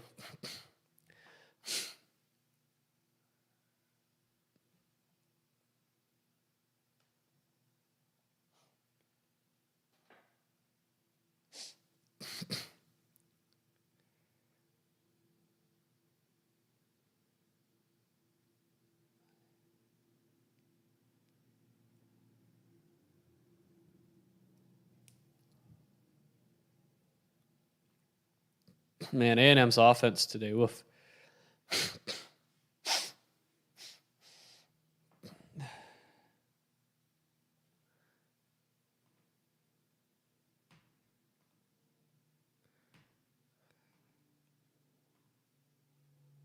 My new job, it's been okay so far. They're taking it kind of slow with me, which is fine. I don't mind that at all. I don't want to be thrown into the deep end right off the bat, like I have in past jobs I've had.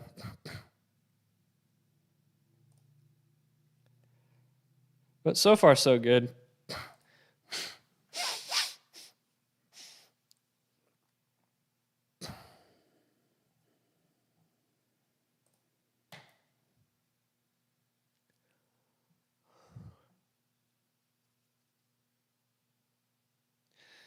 You're probably noticing I'm not wearing my TCU polo. I had it on, but I took it off after the game. I don't want to wear that after today's game.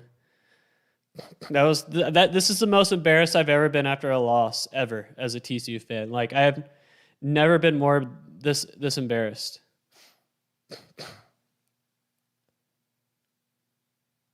That was the softest TCU team I've ever seen trotted out on a field.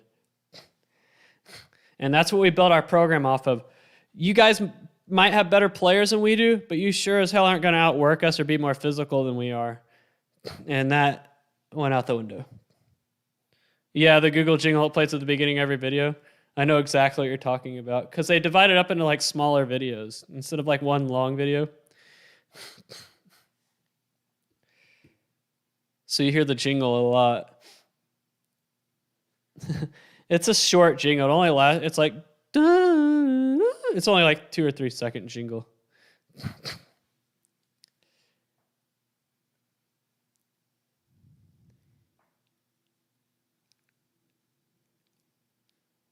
Hell no, I'm not changing my favorite team to Baylor. That'll never happen.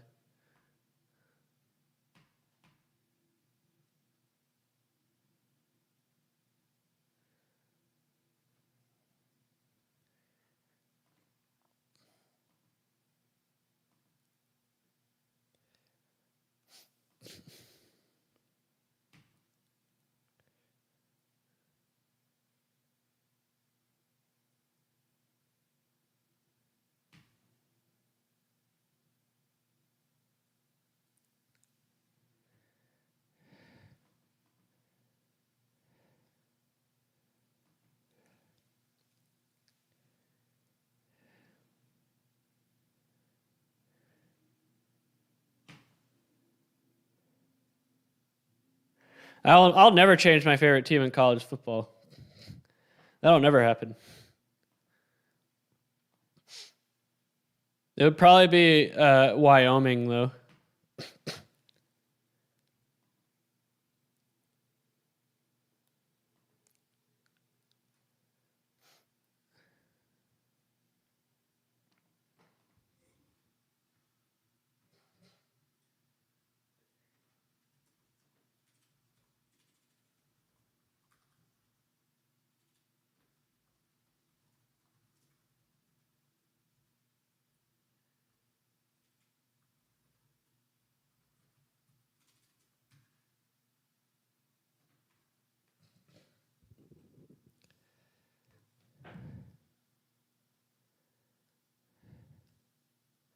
Because I like Laramie a lot, and they're always a cool team to play.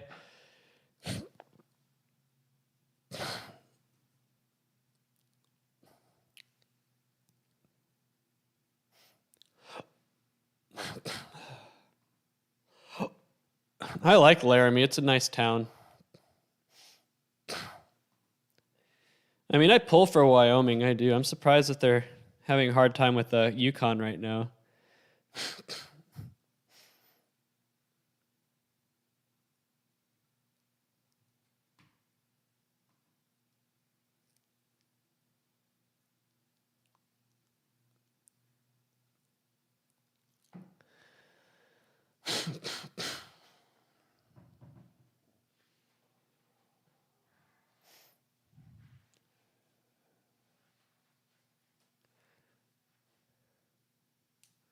Wyoming's a nice place if you've never been there. I mean, it's outside of the northwest corner where Jackson is and everything. It's pretty flat. It's a lot of ranch land, grassland.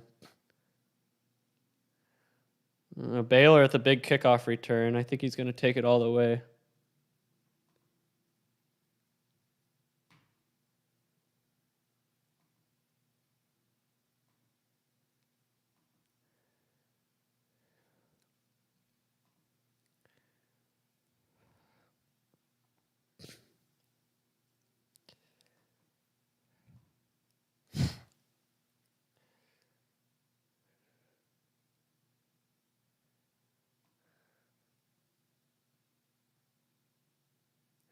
I don't smoke anything, and I never will. Yeah, I usually have sinus issues though, but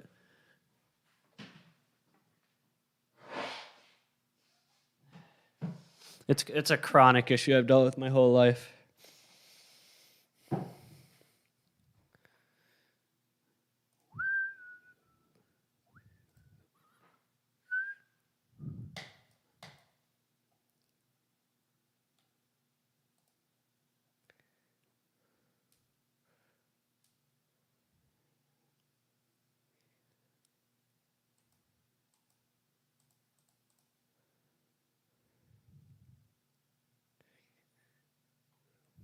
Nope, I've never smoked anything in my life, and I never will.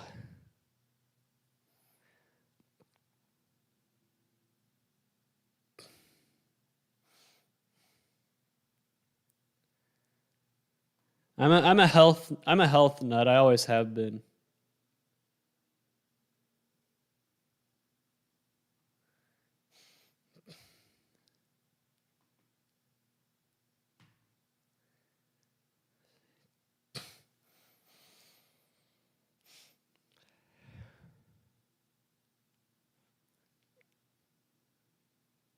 Yeah, I don't know. There might be a time that comes where I decide to do something drastic about my allergies and all that.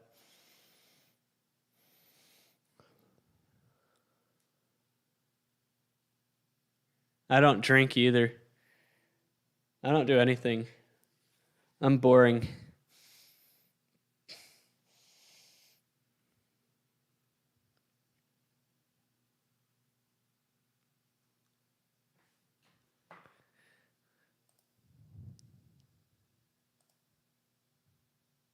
All right, now Iowa's up. Looks like things are going off the rails in a hurry for Colorado State.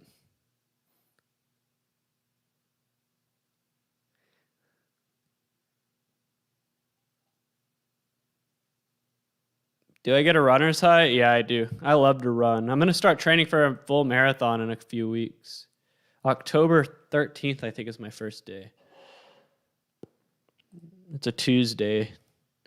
No, October 12th. So I had an interesting week.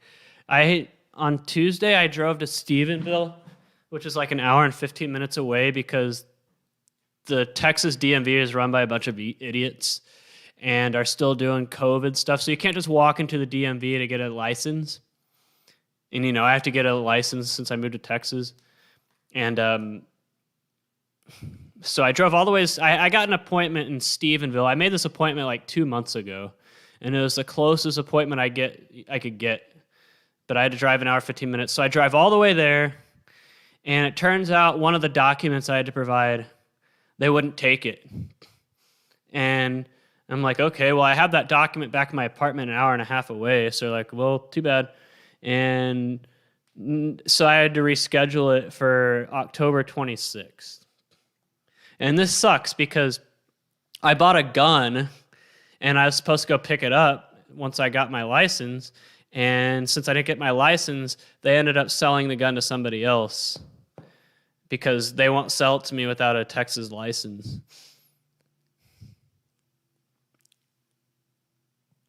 So that was a double bummer.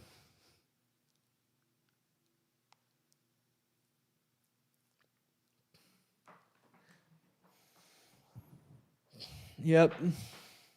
So anyone who says buying a gun is easy is wrong. If they won't sell one to me here in Texas because I don't have a Texas license, then it's the people who say, oh, it's easier to buy a gun than it is to vote and stupid stuff like that.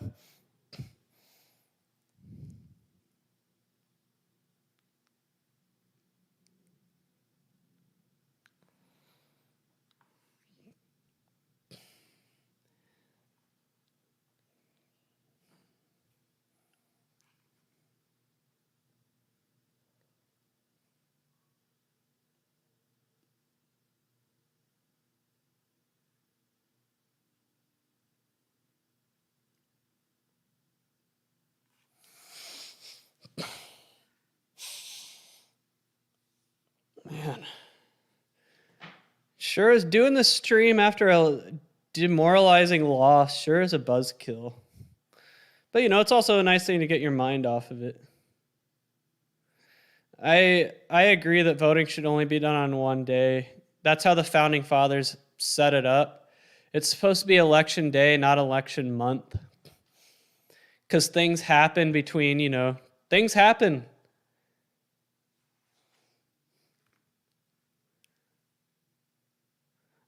Eagles 01, if you fully understand that the voting system in the United States is supposed to be confusing and hectic, it's by design. They have it set up that way on purpose.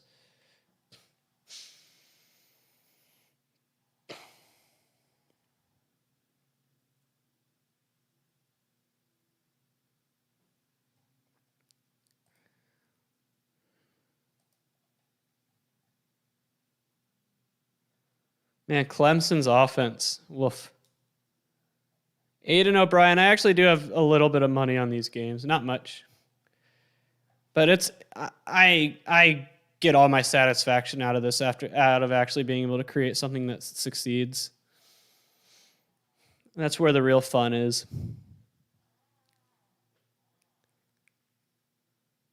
Ooh, Texas A&M might be having a touchdown here. No one's going to catch them.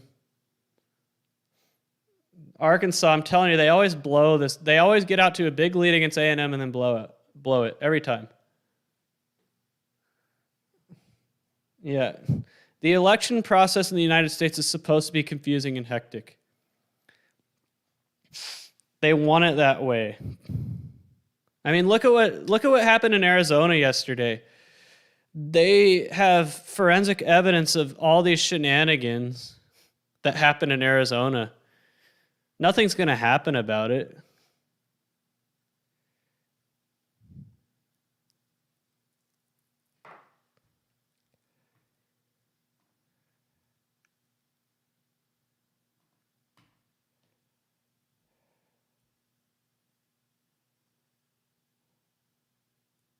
Man, UT San Antonio had a chance to get off. Man. Blowing it. How did Iowa State give the ball back so quickly?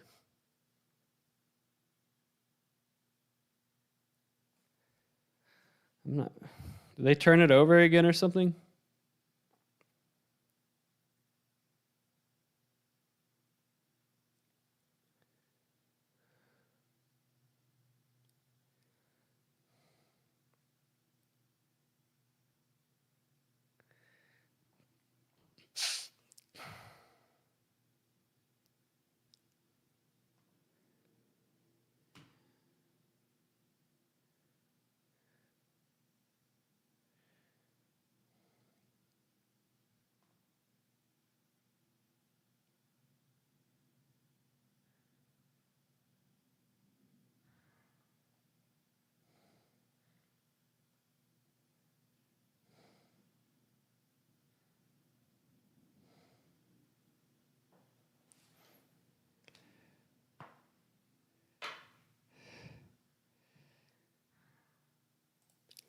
Yeah, I did hear that Trump has a rally. So I keep telling people Trump is going to run in 2024, guys. I don't see why so many people don't think he is. Trick play for Memphis.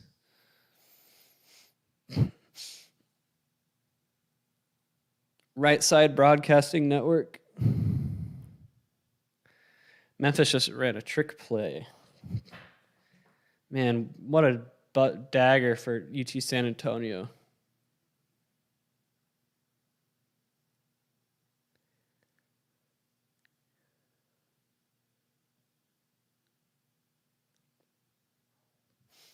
NC State just took the lead.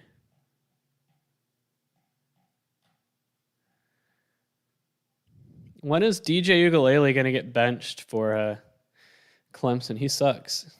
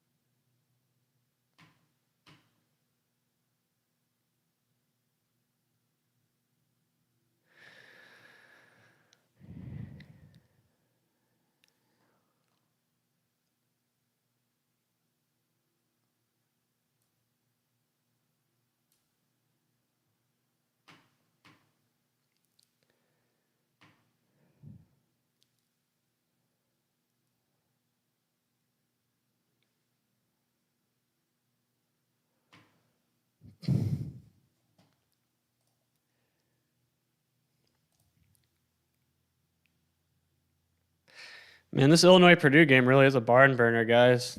Ooh.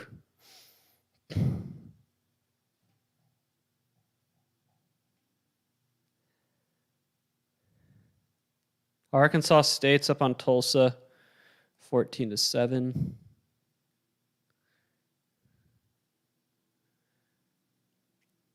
So I did end up getting the Eastern Michigan win, so I'm up to 8-2, 8-3 on the week now.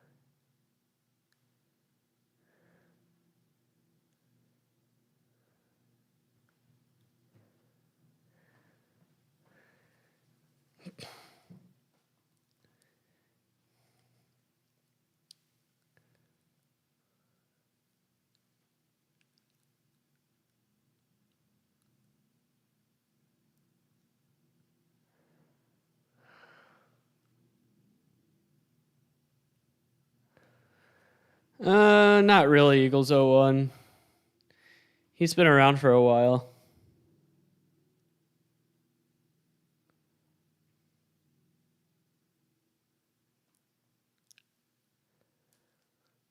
Iowa State needs to get things going.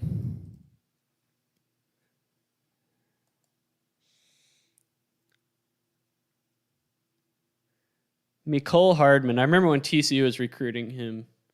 We were in his top 4. I knew he was never going to go to TCU, but still.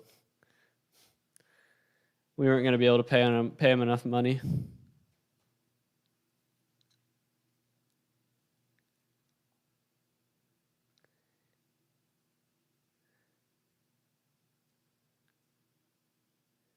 Man, the last things those girls in that Sonic commercial need is a sugar.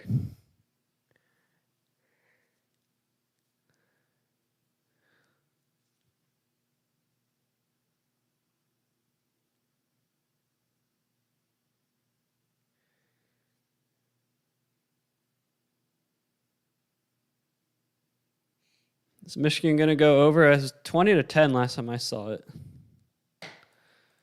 It's going to be close.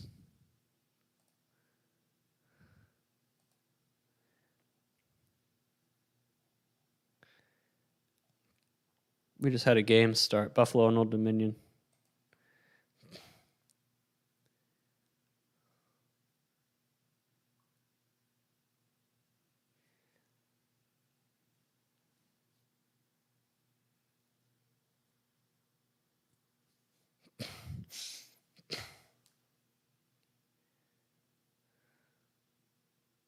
UT San Antonio wide open, but he got tackled at the 10.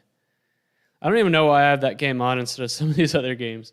I'm just too lazy to change the channel. And also I was hyping up UT San Antonio a little bit. Ooh, a fumble for Arkansas. And A&M has it if he just falls on it. If the A&M player just falls on it, they have it, but they didn't.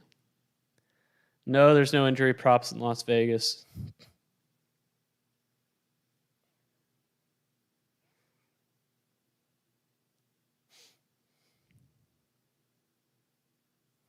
Looks like Iowa State just has a touchdown. No, they called him out at the 2. I didn't know injury props were a thing. Who knew?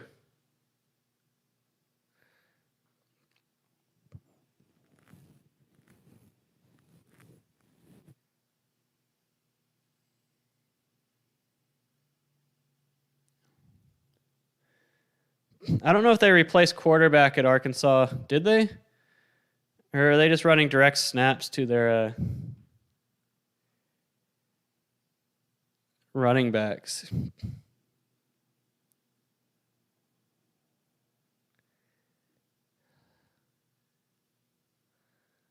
All right, Iowa State's on the board. They need to get it going.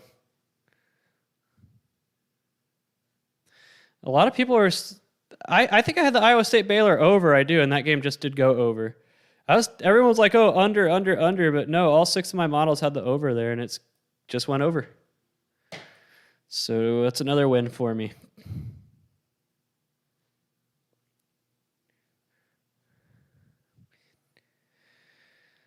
Illinois Purdue is not going to go over unless it goes to overtime. But overtime's a little bit different now in college football. So overtime's not as dangerous for overs as it used to be. I mean, it's still dangerous for overs and unders and everything, but it's not like games can go 3 or 4 overtimes anymore.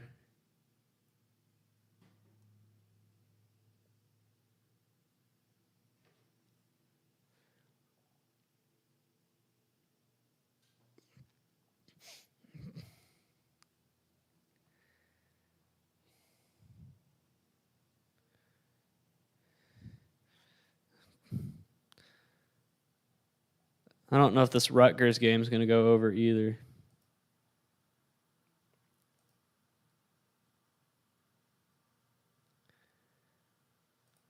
A lot of green today. There hasn't been a lot of green this year, but we got a lot more green today. I did maybe the retuning of my model. I don't know if it's the model retuning as much as just getting more data in.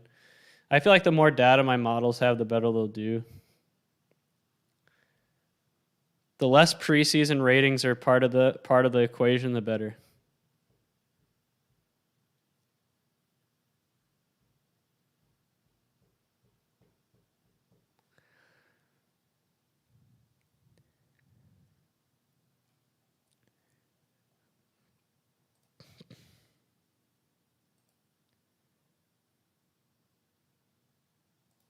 No, I don't. You're not going to see teams projected to tie. And overtime is part of the model database as well, so it does factor it in. kind of.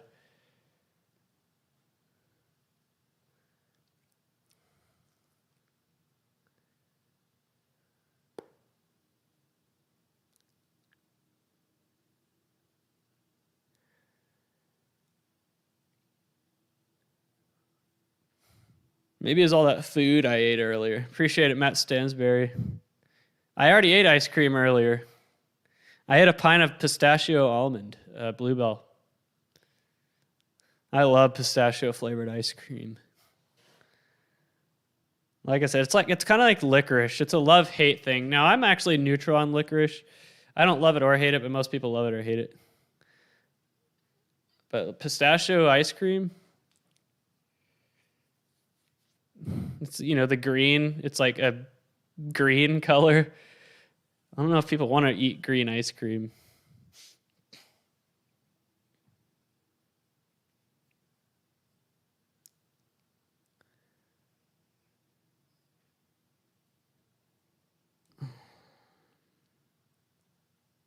Man, I really thought Kent State was going to do better than they're doing today. They just can't get their offense going against these teams. So Wyoming held UConn to a field goal. Look at what Wyoming was on the money line, minus 9,148. That would be a bigger upset than Bowling Green was.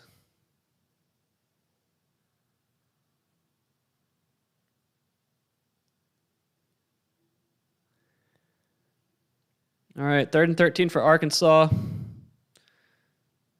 I don't think they had their passing quarterback in the game. Ooh, what a block. Did anyone see that block? That's going to be a targeting penalty on Arkansas. Yeah, Bluebell is really good cookies and cream. Mint chocolate chip is all right. I had some of that at my nephew's birthday party last month. I thought that was a clean block. They're going to call it blindside block, which used to be legal, but it's not anymore.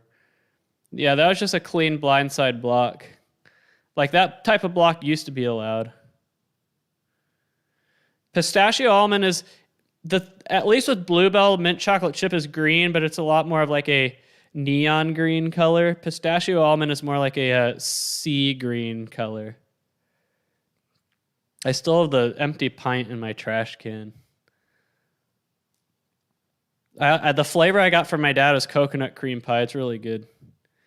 I have a half gallon of that in my freezer, but I only eat sugar on Saturdays. So,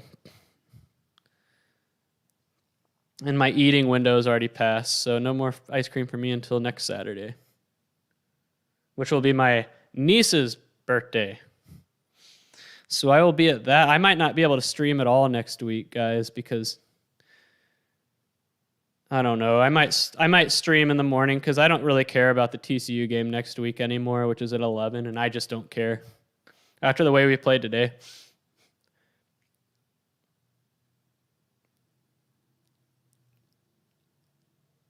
That's the commercial Thomas Dunlap, and that's been their ad campaign since at least as long as I can remember. Tulsa game live. Let me get that for you.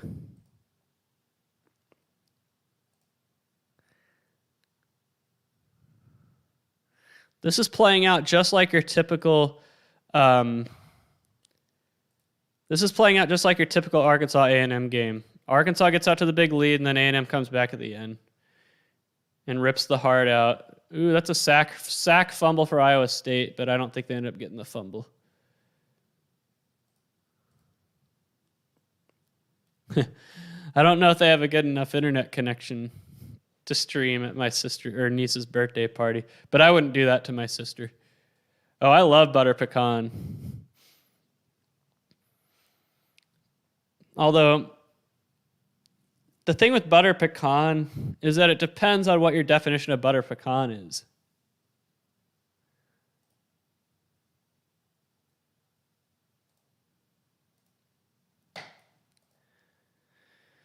Here you go for Arkansas State Tulsa. But it depends on your definition of butter pecan. And Bluebell's butter pecan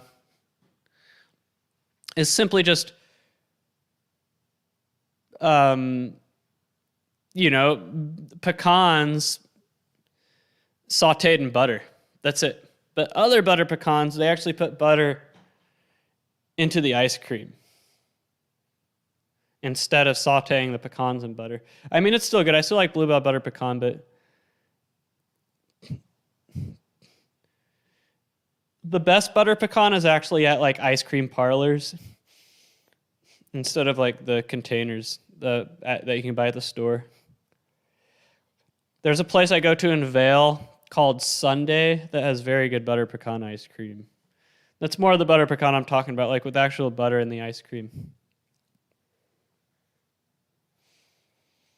All right, can Iowa State take the lead on this drive?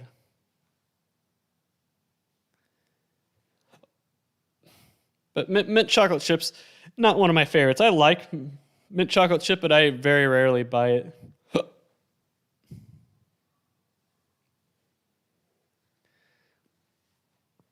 My favorite Bluebell flavors that are year-round and not the rotational ones is let's see, cookies and cream. Homemade vanilla is really good. Like as a standalone vanilla, it's really good. Cookies and cream, homemade vanilla. Cookie two-step's pretty good. Ooh, big run for Iowa State. He might go all the way. Nope, push out to 23.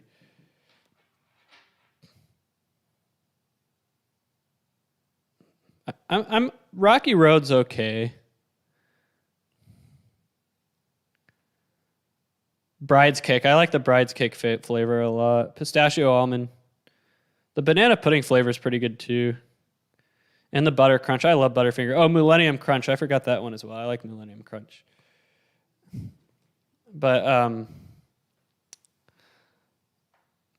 Bluebell has really good rotational flavors. They had one a couple years ago called chocolate peanut butter cookie dough. That's probably my all-time favorite rotational flavor. They also had one in March called cookies and cream cone. That one was really good. Man, 2nd and 25 for A&M, and they got half of it. Tulsa just scored.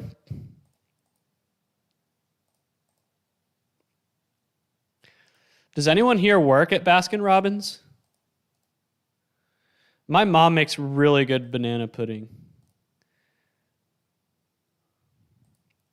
But seriously, does anyone here work at Baskin-Robbins?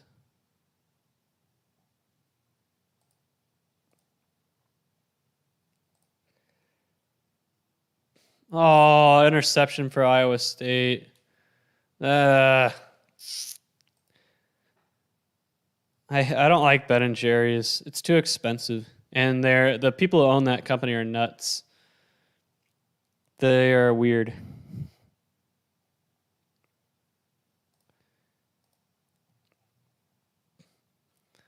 Ball was tipped at the line of scrimmage. A red devil cake ice cream. I've seen it. I think Bluebell had a red velvet flavor. Let me Google that for you. I'm pretty sure they did. It was a rotational. Yep, I told you. Yeah, I knew yeah, here you go. Red velvet. I never had it myself, but I remember seeing it. My dad loves red velvet cake. For his birthday, that's what we make for him.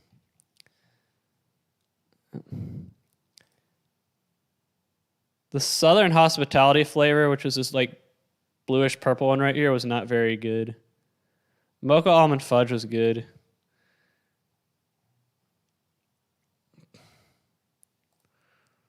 Pistachio almond, that's what I had today right here. Yeah, and it was recent. I'm pretty sure they had it like back in February or something. It wasn't too long ago.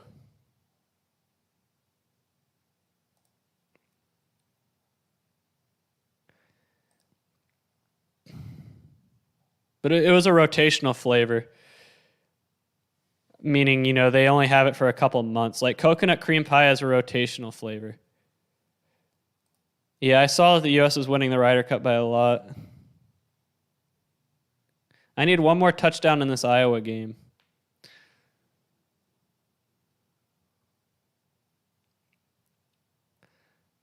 I only eat sugar once a week, guys. There's a reason I can, stay relatively lean. I stepped on the scale they have an in-body scanner at my gym, and I was 7.8% body fat yesterday.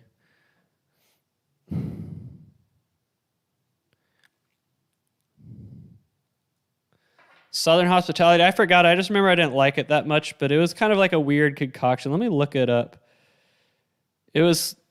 I'm not a big fan of like some of the weird concoctions. It was a pineapple, strawberry sauce, and roasted pecans. I'm not a big fan of strawberry or pineapples in ice cream. I like pineapples by themselves, but not in ice cream. But yeah, vanilla with pineapple, roasted pecans, and strawberry sauce. Like, that's just a weird concoction. No, red velvet's gone. It was only on rotation for a couple months last year. Like when the cookies and cream cone went out of rotation, and when peanut butter cookie dough went out of rotation, I was very disappointed. And eventually, there's a reason I have 2 half-gallons of coconut cream pie in my freezer right now. Even though it's probably going to be in there for like a long time. It's just because it's one of my favorite rotational flavors of all time. Some of the rotational flavors aren't very good, though. Chocolate sheet cake was average. Fudge brownie decadence was okay.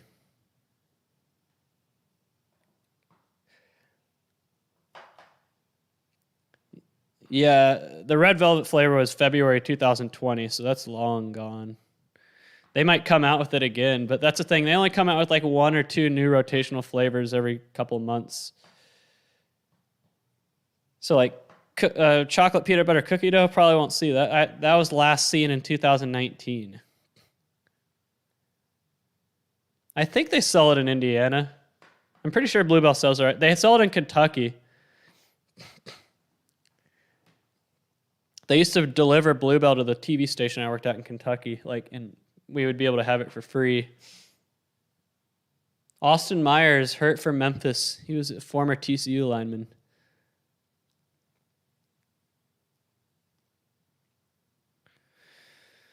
Man, I need one more touchdown in the Iowa-Colorado State game. Ooh, fumble for Memphis. Picked up. And, he is tackled at the 5. So UTSA is going to have it first and goal with a chance to tie it.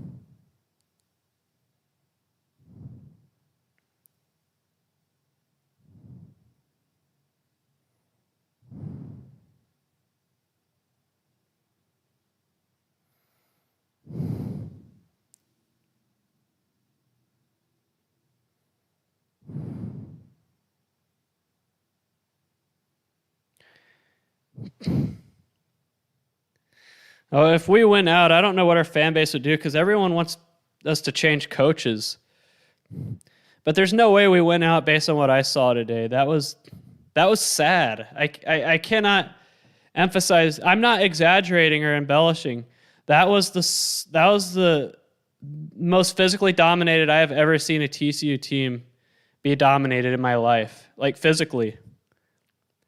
We've been dominated by bigger final scores than that, but it was usually not. The way you've beaten a TCU defense in the past is by the deep ball, like connecting on a lot of deep passes.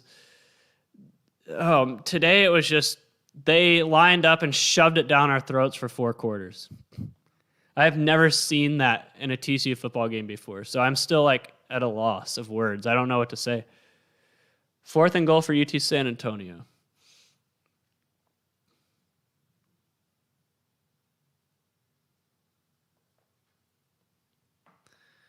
Is Rutgers still down 10?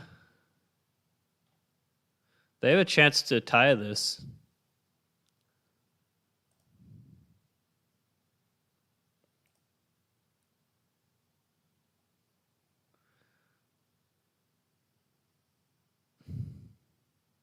Duke extended their lead, and they might extend it even more.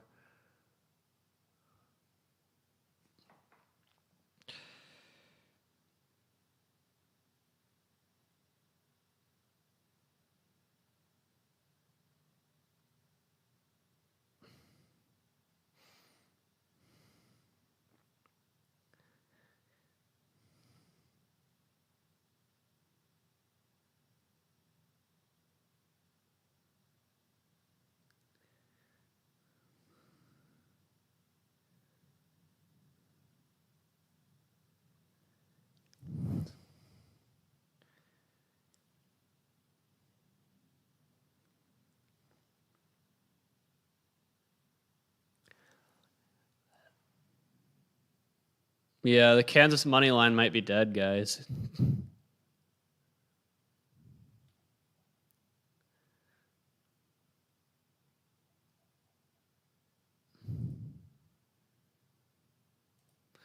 Man, I need one more touchdown in this Iowa State game. Or Iowa-Colorado State game. Just one more. Wyoming scored. All right, maybe they won't get upset after all.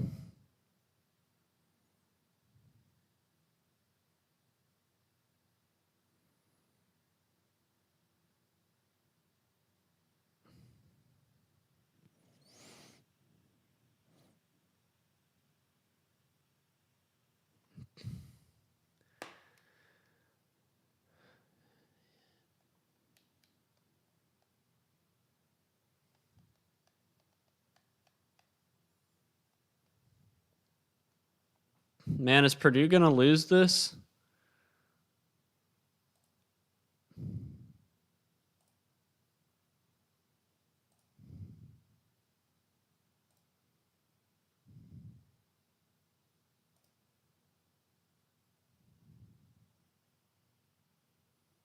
All right, Auburn's down.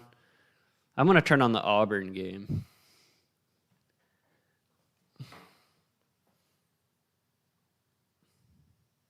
Although UT San Antonio and Memphis is tied now.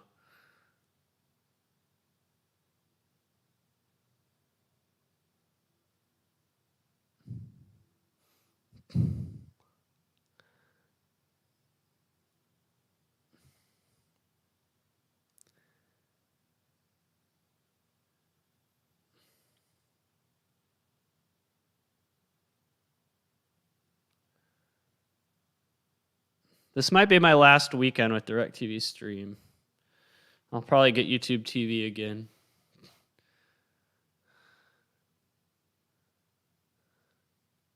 Uh-oh, another big return for Baylor.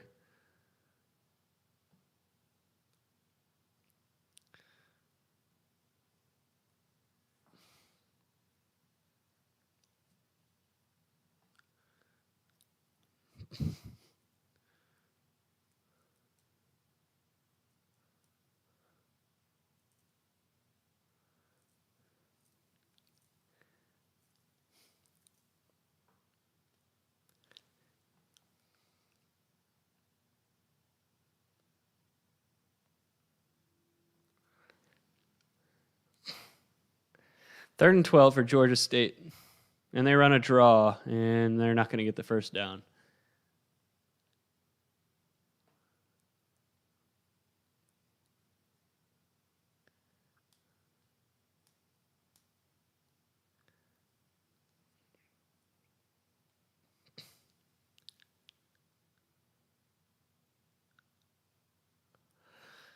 I think I'm on the Nebraska money line.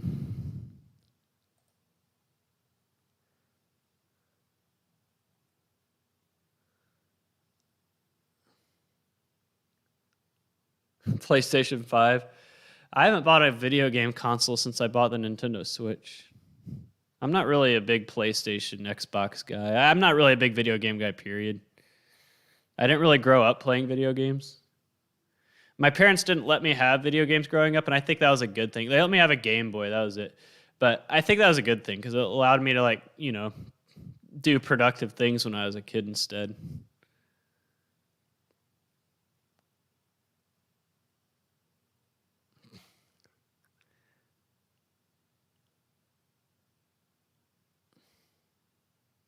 Oh, interception for Arkansas? That's an interception.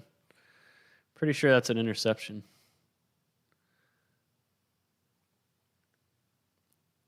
All right, Iowa State, 3rd and 11. Got to stop here. Got to hold to a field goal.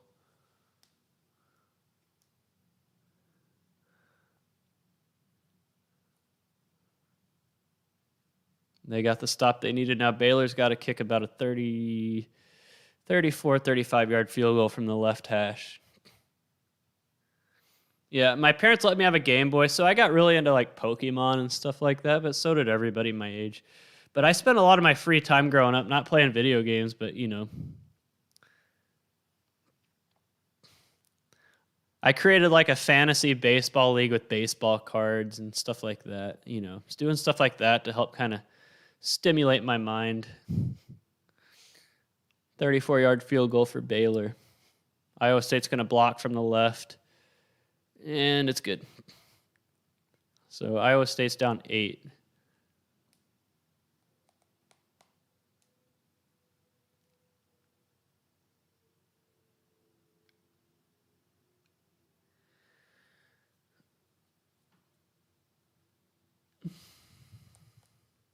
I'm not hating on video games. I just thank my parents for. My first video game console was a GameCube when I was 16 that I bought with my own money. I bought it with my own money. And my parents are okay with that. I was old enough and I had proven myself enough in school and scored a perfect score on the ACT and all that. Like,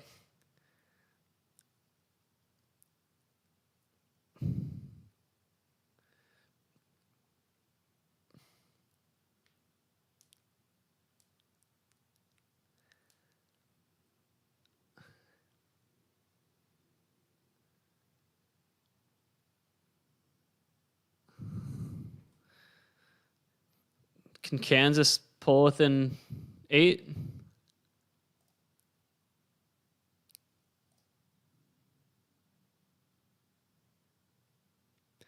I don't think I'm going to get that touchdown in the Iowa game. Like, even though I bought my own GameCube and everything, I never really got that much into video games. It never really happened. Yeah, it's entertainment. I loved Metroid Prime. Like, the Metroid Prime game on the GameCube is awesome, and I like Smash Brothers. I like all the Mario games. It's not that I never played video games growing up. I'd always play them at my friends' houses and stuff like that who all had them. I grew up playing Mario Brothers and games like that, Mario Kart, GoldenEye. It wasn't at my house.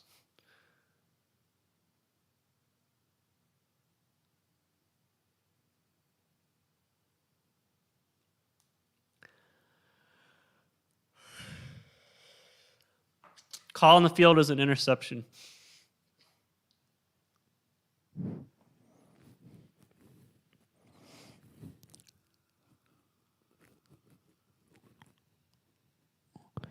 But I think that's why I never really got into like PlayStation or Xbox like that, because I only played like Nintendo systems at my friends' houses growing up.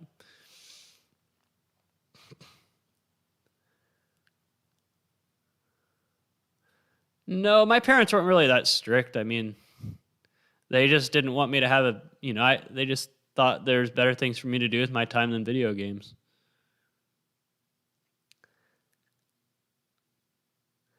Yeah, we used to play GoldenEye at birthday parties and friends' houses, like wrestling video games, Mario Kart, Mario Party, Super Smash Brothers.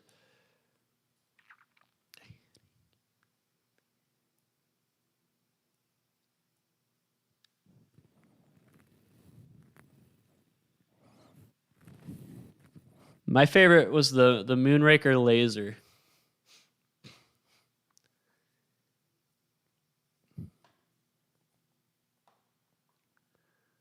Like I've bought all the Nintendo systems since the GameCube. So I had the GameCube, I had the Wii, Wii U, and I have a Switch now. But I don't play it that. The only games I've really played on the Switch are Splatoon 2, Smash Brothers, Super Mario Odyssey.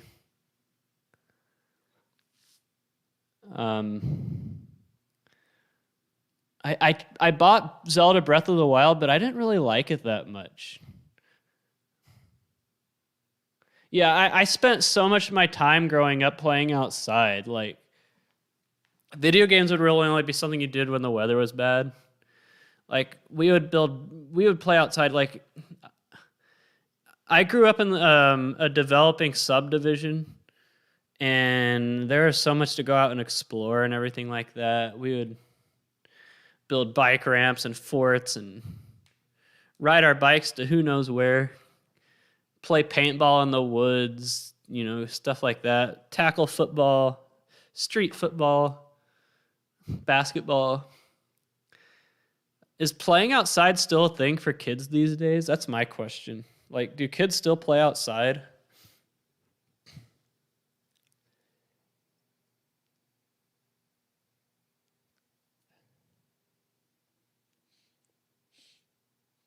Man, that was a big sack for Baylor right there.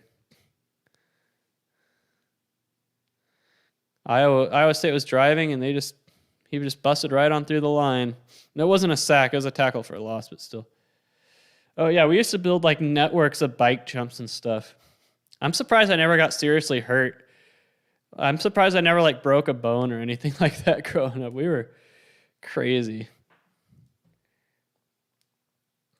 Like, we used to, like, set up bike jumps and, like, put things to jump our bikes over. Like that South Park episode when Cartman's trying to jump over the homeless people.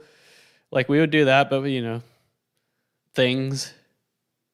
First down, Iowa State. That was a big first down.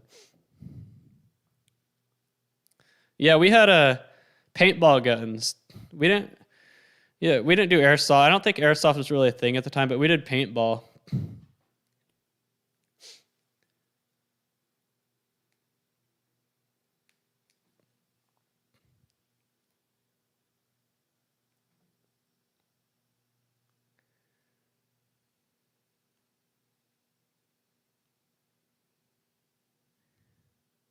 Kings Island roller coasters.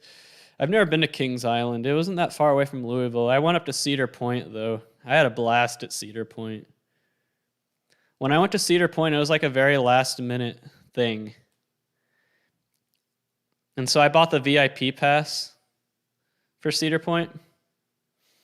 And it was, you got like one of those VIP passes where you didn't have to wait in line. It was awesome. I went on the dragster like 10 times in a row without having to wait. But I never went to Kings Island. Another big third down for Iowa State.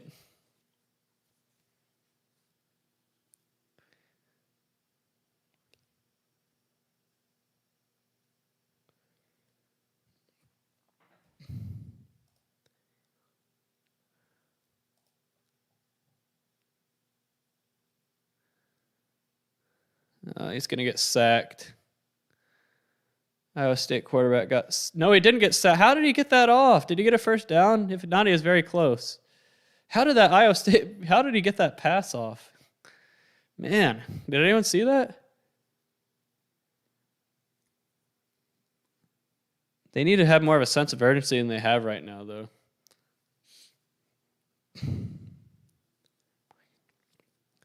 I went to Cedar Point in 2018, and that was the year Steel Vengeance opened, and so even with the fast pass, I still probably had to wait 45 minutes to an hour to get on it. But it was a great ride. They were saying that it was the best ride in the park, and I agreed with them. I don't know if he got the first down. He did. Missed field goal for Auburn. But yeah, when I went to Cedar Point, like Steel Vengeance, they would not let you take anything with you in line. Like, not even anything in your pockets. You couldn't have your phone or wallet or anything. You had to put your stuff in a locker. But I think I've told this story before, but when I went to Cedar Point, I forgot my wallet. So I drove all the way from Louisville to Cedar Point, which is like a 5-hour drive without my wallet. I forgot it. The only reason I was able to get in and everything is because I bought all my tickets online and everything. So they're already bought. But so I had no way to buy a locker to put my stuff in. And so what I did to be able to get into the Steel Vengeance line is I buried my stuff in the dirt. I buried my phone and my keys. I'm not joking. Like, otherwise I couldn't get in line for Steel Vengeance. And I think that was the only ride that made you do that. Maybe Millennium Force let me bring my stuff in.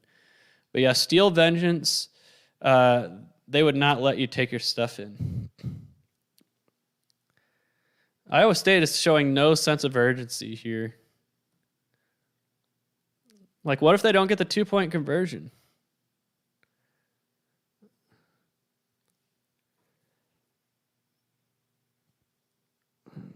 Arkansas has to settle for a field goal.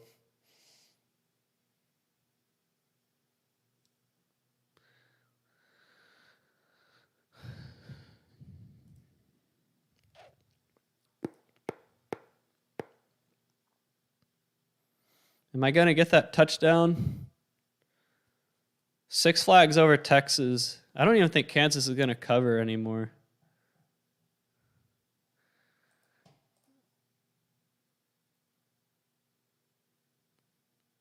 Man, this Iowa State running back is a tough runner. I'll give him that. But yeah, since Iowa State showed no sense of urgency on this drive, they pretty much have to get the 2-point conversion here.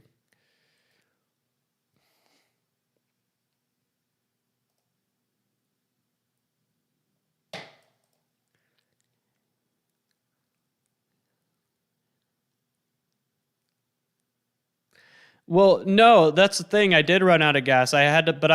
Thankfully I had my Shell app. So I was able to buy gas using my Shell app on my phone at a Shell station in Ohio somewhere.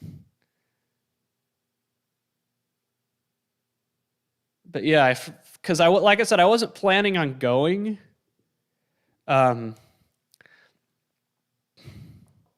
It was like a very last minute thing, so I just kind of like picked up and went, and I just forgot my wallet.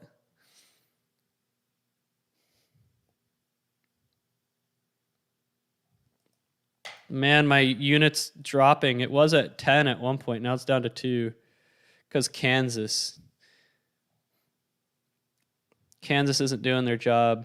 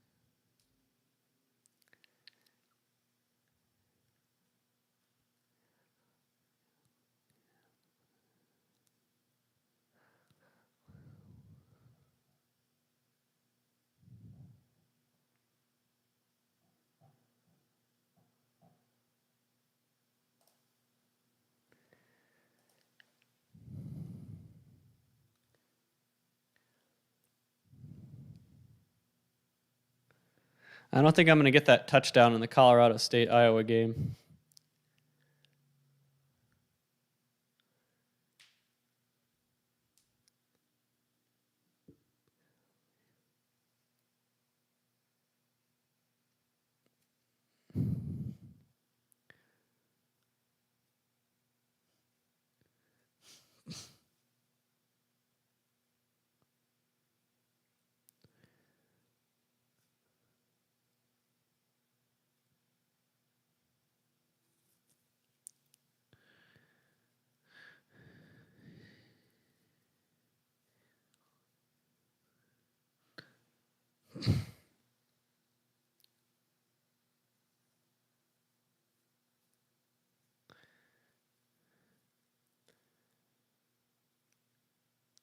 All right. So Iowa State's going to have it first, and they have it at the 11-yard line.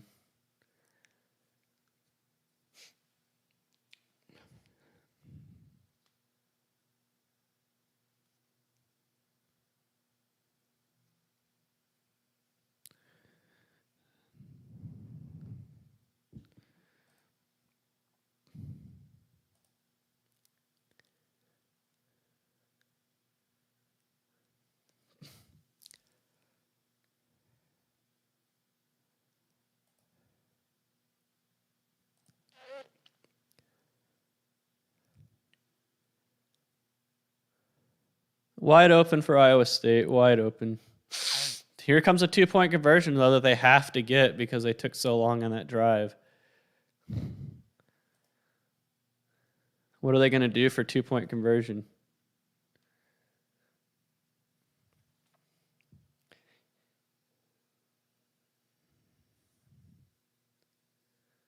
End of the Clemson game? Yeah, I do need to. I'll change the Arkansas game because it looks like I don't know if A&M will be able to come back. What channel is it on? ESPN. Are they going to call offensive pass interference on Iowa State there? Ineligible lineman downfield. All right. Something looked weird about that play. Something didn't feel right.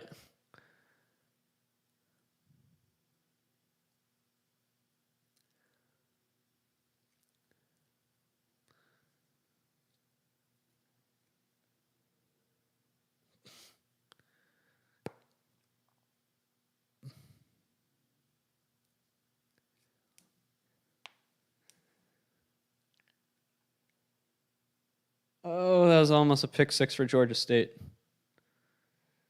One step ahead, he would have had it. All right, Purdue wins over Illinois.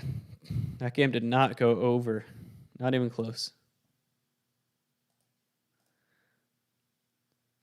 Marcellus Wallace, is that the guy from Pulp Fiction? I've only seen that movie once, and I didn't care much for it at all. I don't see why people say it's so great.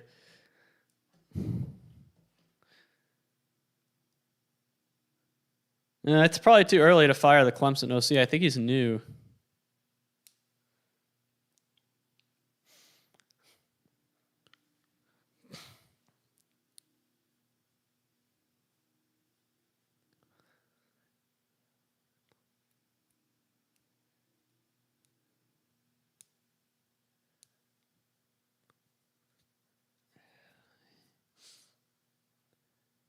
Oh, Iowa State runs the same exact play. They ran the same exact play. That's what happens when you blitz 10 guys like Baylor just did. They had like 4 wide open guys. But still, what do you do on the 2-point conversion?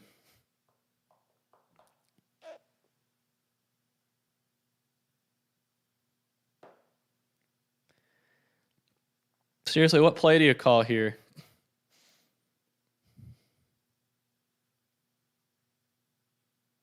Offsides on Clemson or false start on NC State? Which is it going to be? All right, 2-point conversion. This is a big one.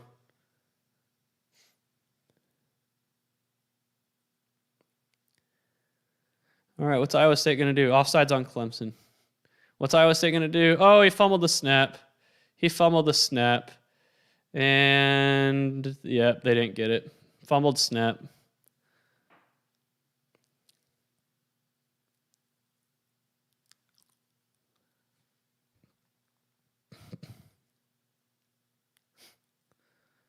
He fumbled the snap.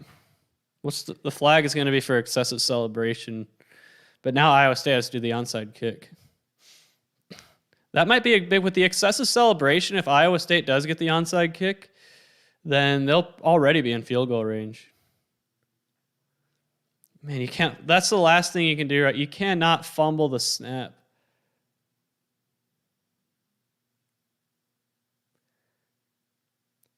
Two unsportsmanlike conducts on Baylor. Where are they going to onside kick from? What yard line?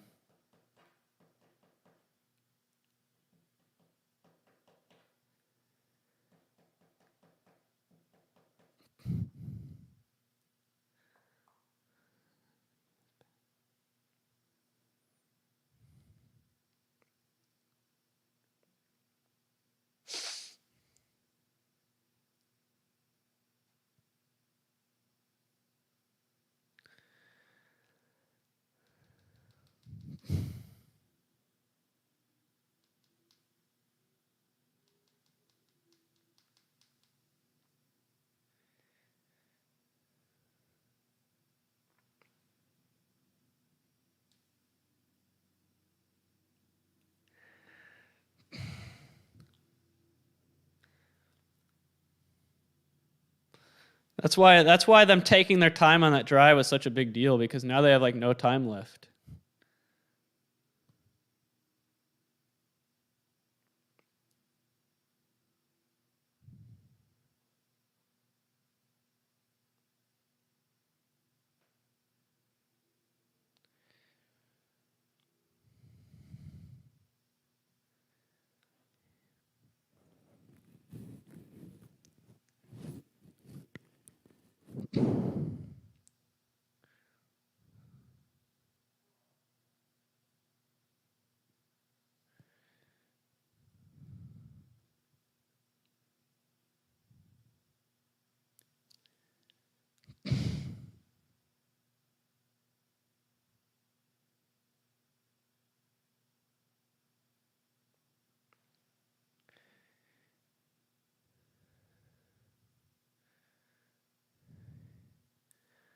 All right, this is like I said, if they get the onside kick here, they'll be in field goal range already.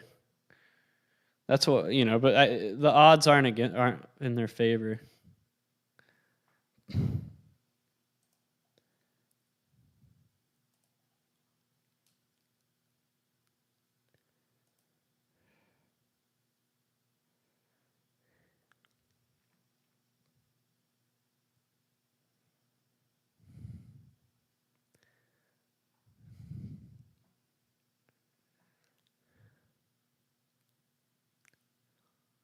All right, here comes the onside kick.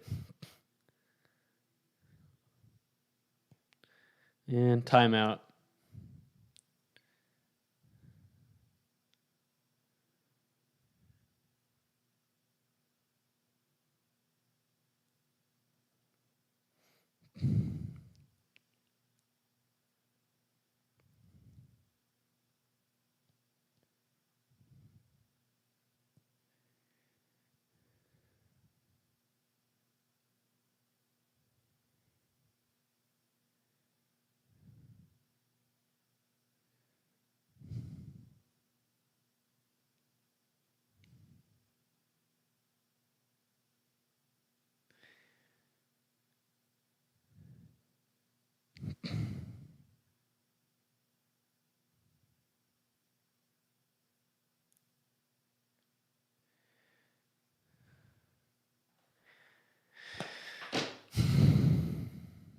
All right, here we go.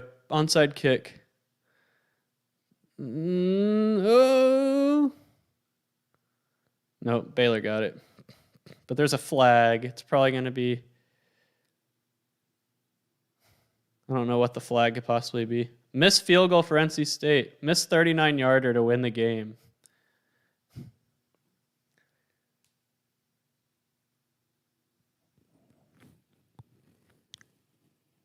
What's the flag gone? Offsides on the receive. How can the receiving team be offside? That doesn't make any sense. How can the receiving team be offside on a kickoff?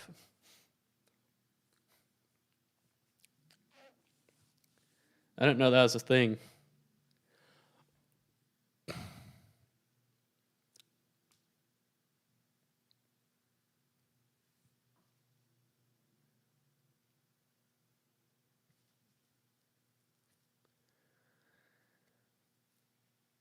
All right, Iowa State's going to do this again.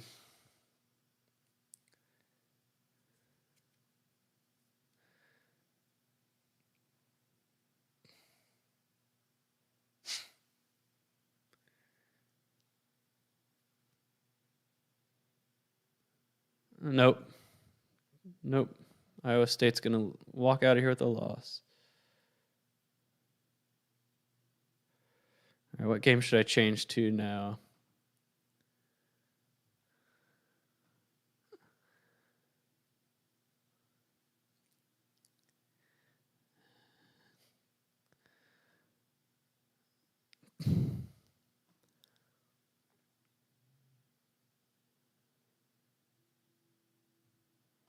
I'll put that UTSA game back on.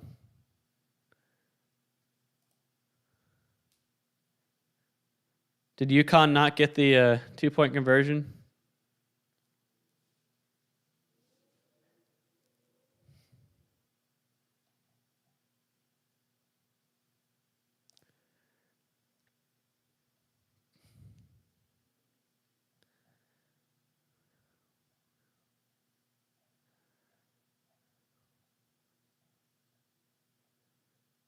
Kansas scored again, so maybe they'll cover now.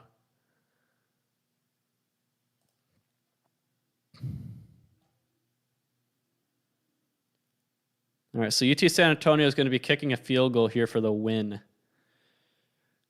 Yeah, Michigan's not going to go over. For the win, UT San Antonio.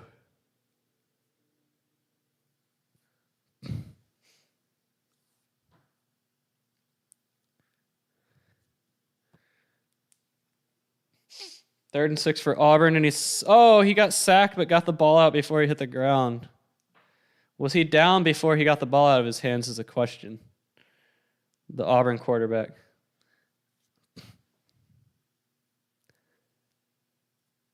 I guess they're going to give it to him. I thought he might have been down.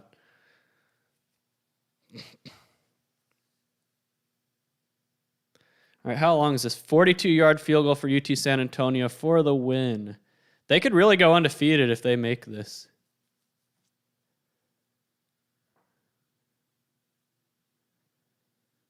And the snap and the kick it's good. UT San Antonio wins. Wow, they could very well go undefeated. They have nothing but Conference USA games left. People are talking about Jeff Traylor as a head coaching candidate for TCU, and I'd want to see more out of him. But, he might not be the worst guy to hire.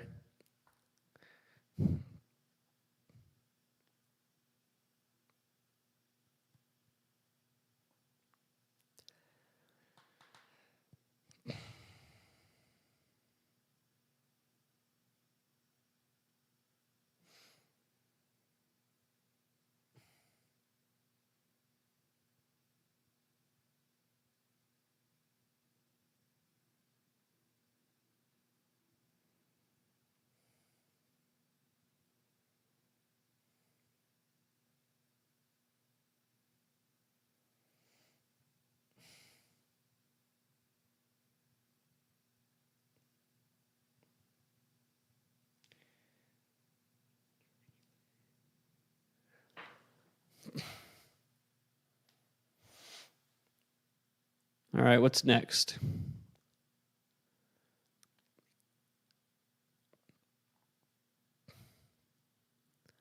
Guess I'll put on Nebraska and Michigan State for now.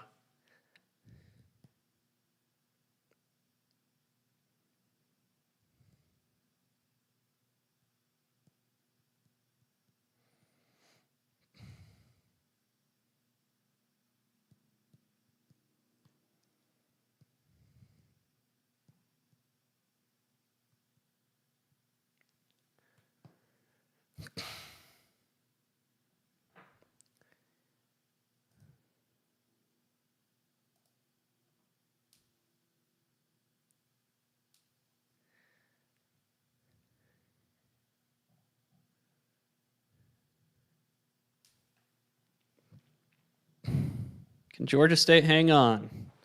That is the question. I am only giving them a 29% win chance right now.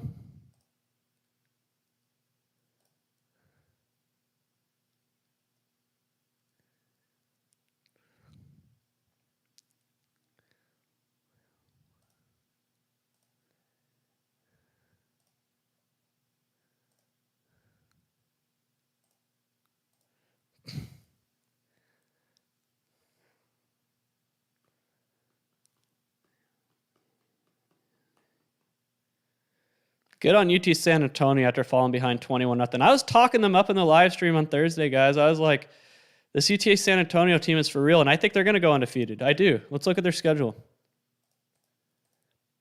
I mean, the only team that can beat them at this point is themselves. I mean, they have UNLV, Western Kentucky, Rice, Louisiana Tech, UTEP, Southern Miss, UAB, and North Texas. The only hard game remaining is UAB, and that's at home for them. Like the only game I had them losing was Memphis, so I really do think they're going to go undefeated, but sadly, they probably won't be a New Year's Six team. Conference USA just isn't good enough.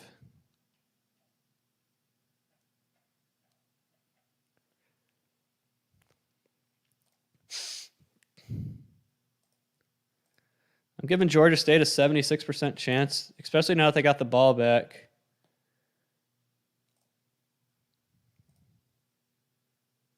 And they just got a first down.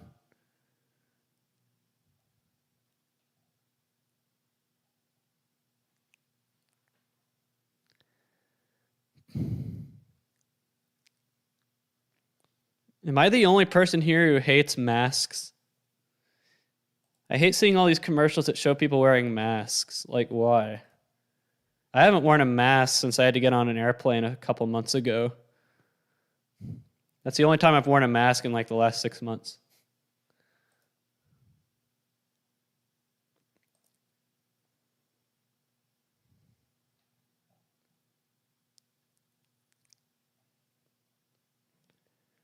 Man, my Georgia State game is way behind. Jeez. This is why I'm getting rid of DirecTV Stream, by the way. Arkansas projection?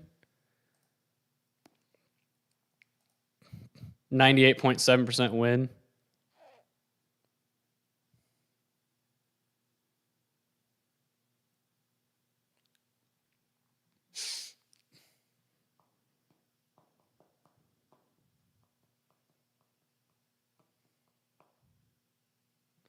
How is my SEC network feed so far behind? I should probably subscribe to YouTube TV right now.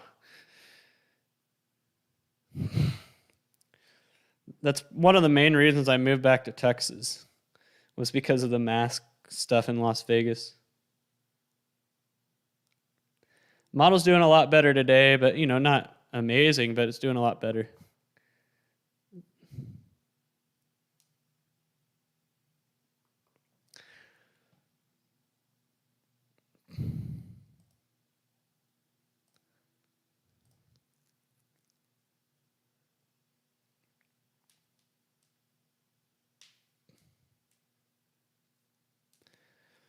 All right, it's 3rd and 7 for Clemson. Georgia State, 54.6%. Their money line ROI right now is $8.29, $8.29. 3rd and 7 for Clemson, touchdown.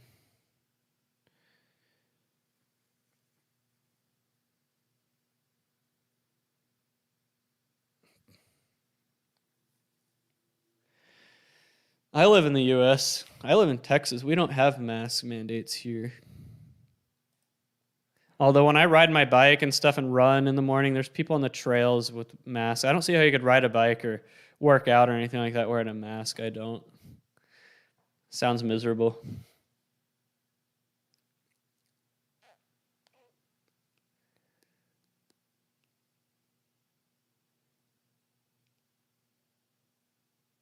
Auburn stopped on 1st down. I remember when Georgia State beat Tennessee a couple years ago. Might get another SEC win.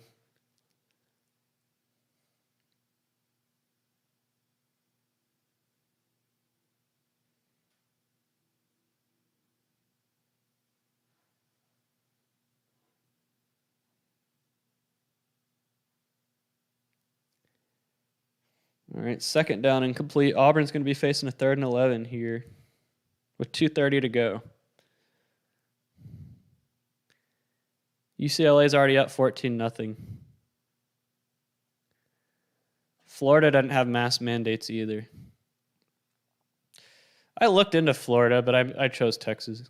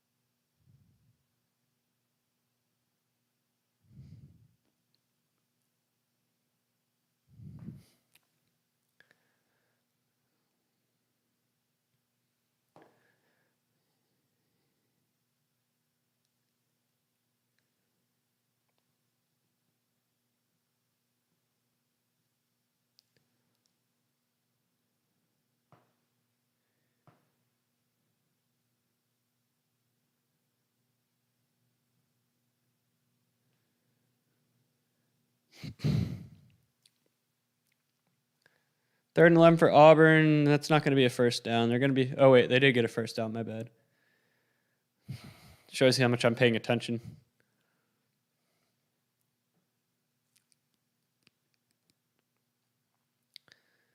NC State, 1st and 10. About a 5-yard gain. If we had just done that today to start the second half instead of doing a 5-step drop on the first play of the second half, maybe we win.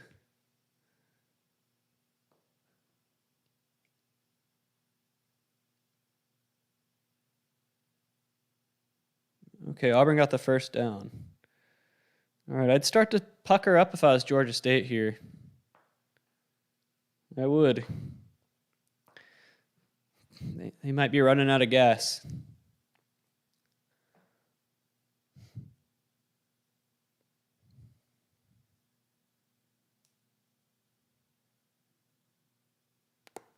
Oh, Auburn has a man, and diving catch, no good. He had a step on him, just overthrown.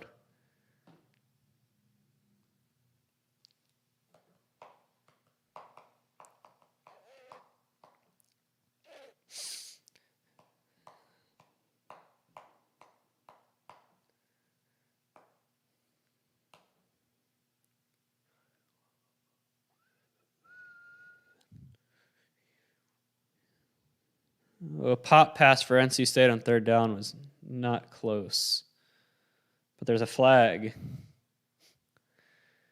Defensive holding. Uh-oh.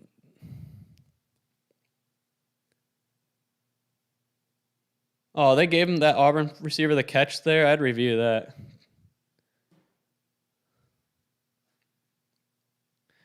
I would review that. I don't know about that one.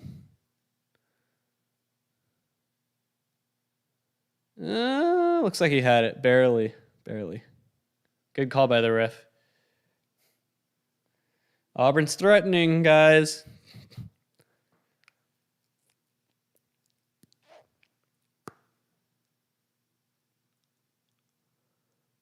Oh, did that ball hit the ground?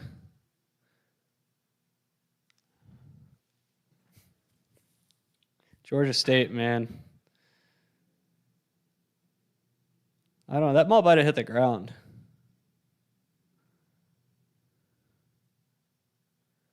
Are they going to review that?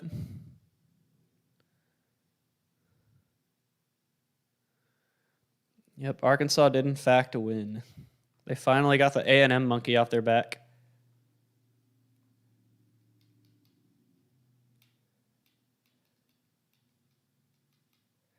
All right, they are reviewing this. It would be nice if ESPN could show us or SEC Network could show us a replay.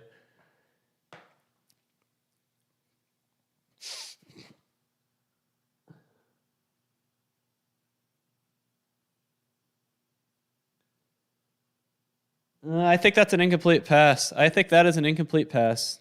That ball hit the ground.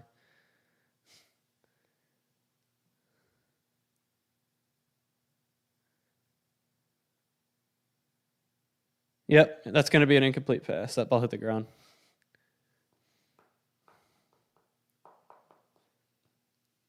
Pretty cut and dry, in my opinion.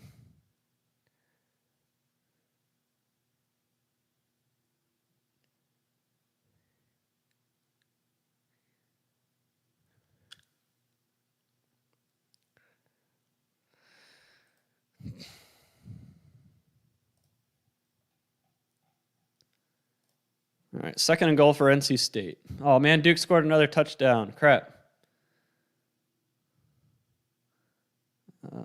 I don't know who that was thrown to there, NC State quarterback.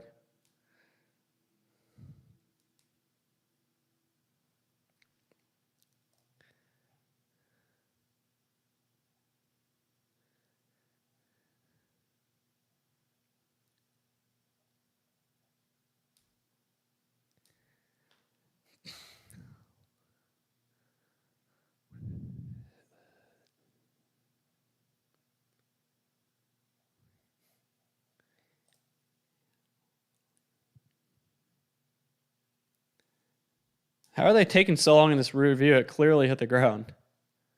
There is your touchdown, NC State.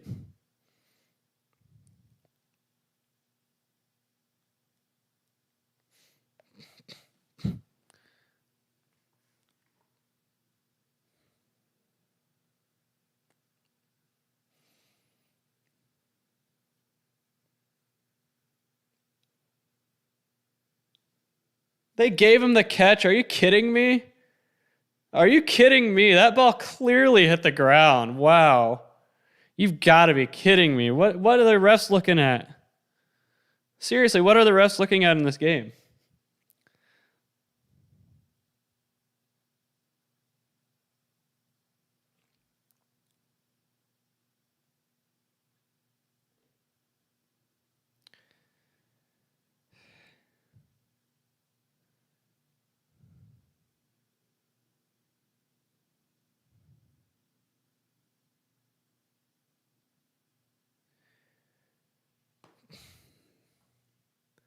That ball clearly hit the ground.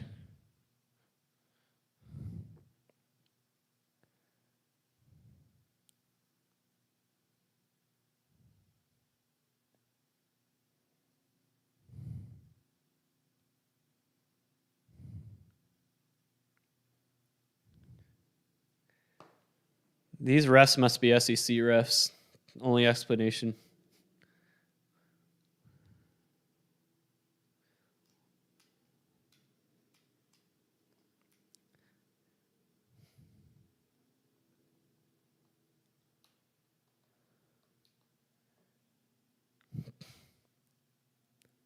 Does it really have to be a commercial in between overtimes in a college football game? Really? Does it really have to be?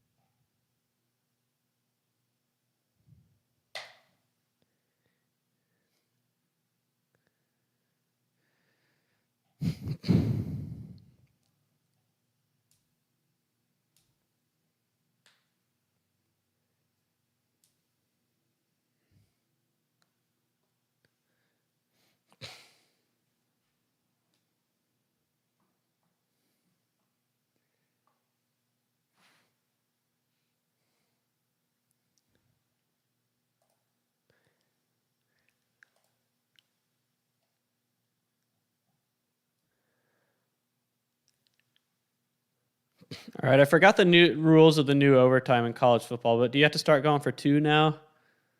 Pretty sure you do. And then if after this overtime, if they do like a 2-point conversion battle, I think that's how it works.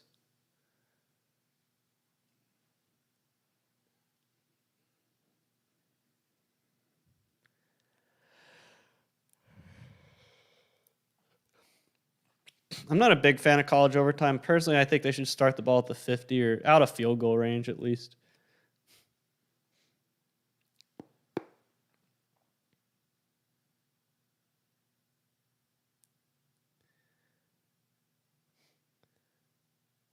NC State with the TD. That was a nice catch. Nice throw and nice catch.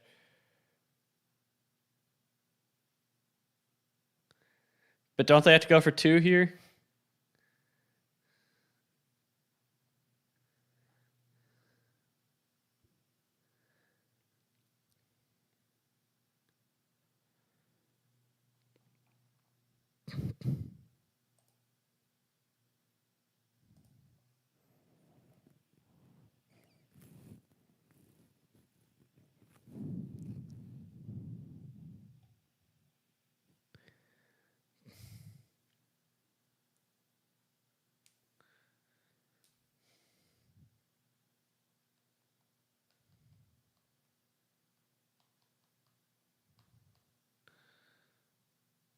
Oh, that screen pass went nowhere for Auburn.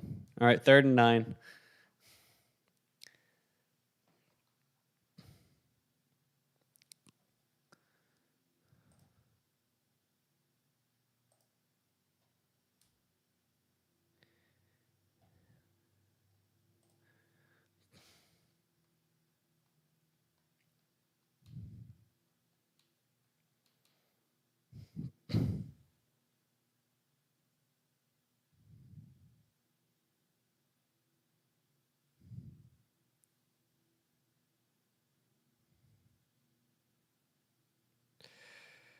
Oh, Auburn had the guy open in the end zone and he overthrew him. 4th and 9. This is going to be the game. 4th and 9.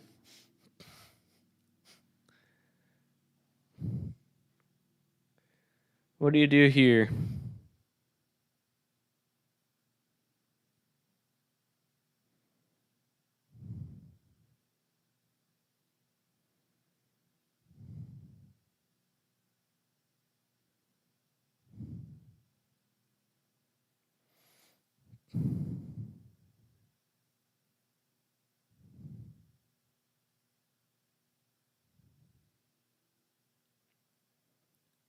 All right, 4th and 9. Oh, he's in trouble. Quarterback's in trouble. He's got to make something happen. Oh, he had a guy touchdown Auburn. Man, that's a bummer for Georgia State. I'm surprised there wasn't a hold or lineman downfield or anything there. Georgia State still has 3 timeouts and 45 seconds, but man, the refs really screwed them on that ball that hit the ground.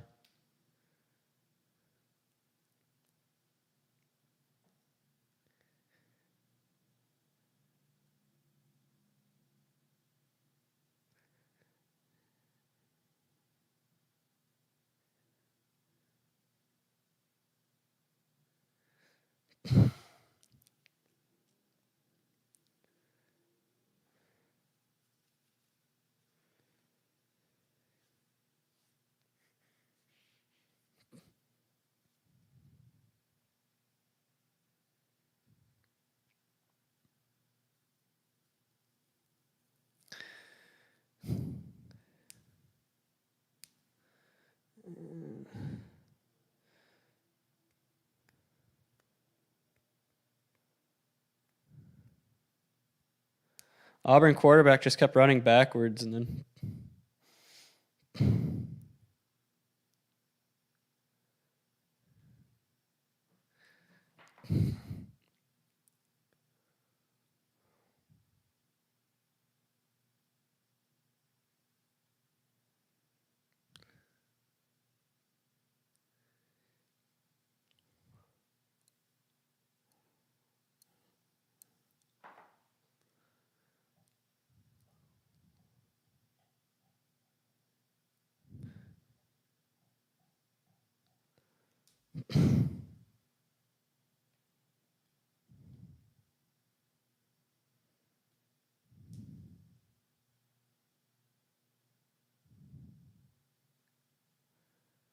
two-point conversion for Auburn as this it matters. I mean, it does matter.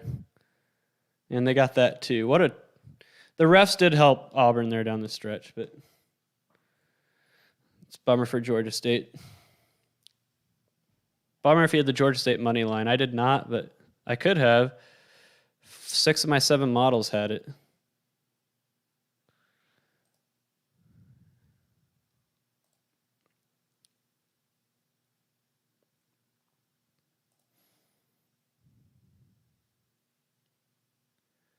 Fourth and 5 for Clemson here.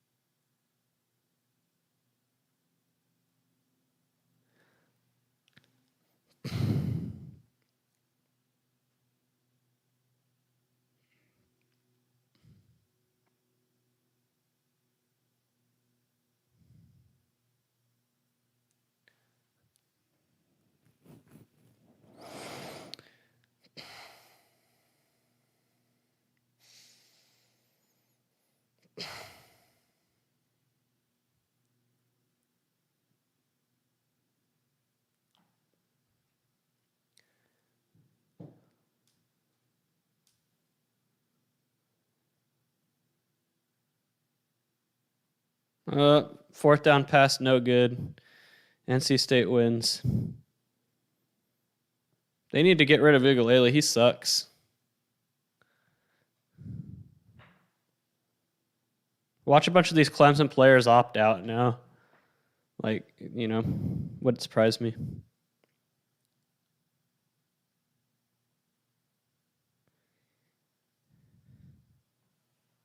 Interception for Georgia State, and that's game.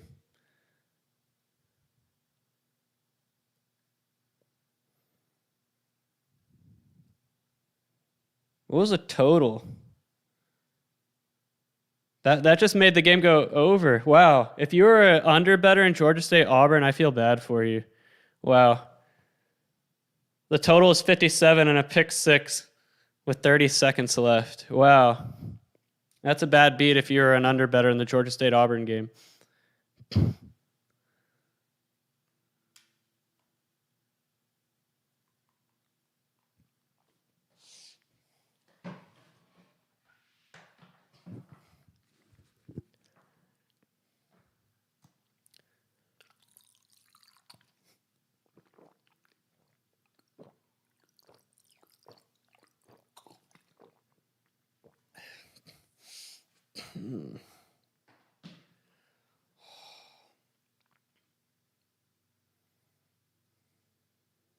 And the thing is, the Georgia State quarterback had his guy. He just underthrew it.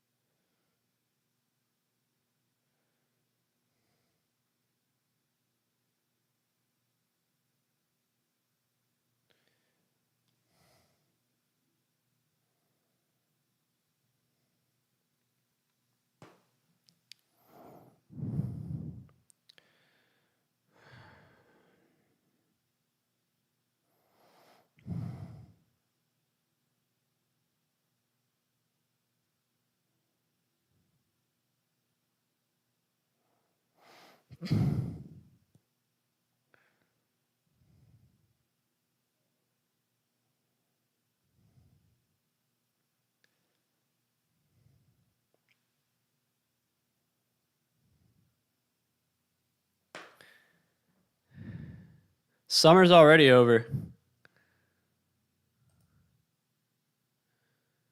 My record for today only is 16-10.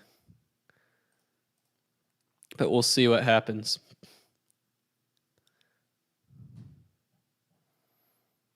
The thing is, I don't have a lot of bets to go. Well, actually, I do. I have 1, 2, 3, 4, 5, 6, 7, 8, 9,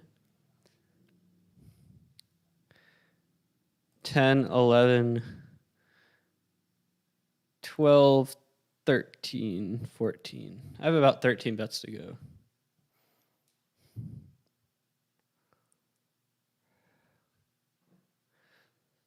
But summer's already over for me. I just summer ends a little bit later in Texas than other places. It'll still be pretty good weather until December or so. I rode my bike this morning. It's probably in the lower 60s. It was nice. I wore a jacket.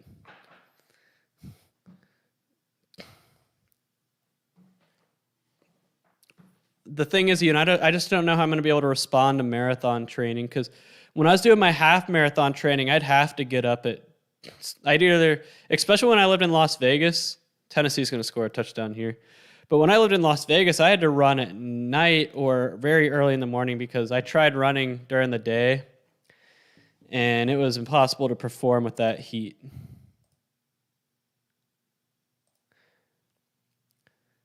But here in Texas, I would always do my half marathon training very early in the morning before it got too hot, because it might not get as hot temperature-wise as Las Vegas, but the humidity makes it really unbearable. So I tried doing a couple of my runs during the day, and it wasn't going to happen. Just too hot. So I'm worried about how I'm going to be able to do my marathon training when it's cooler, because I haven't really run much in the cold, and I just know that breathing in that cold, dry air like kind of irritates your throat and everything. So we'll see what happens, but that's going to be interesting. How did Texas freeze over? Like once a decade that happens. It just happens, you know. We just don't have the infrastructure to deal with freezes because it never happens. There's no point in spending all those taxpayer dollars on, you know, weatherproofing things for events that happen once a decade or so.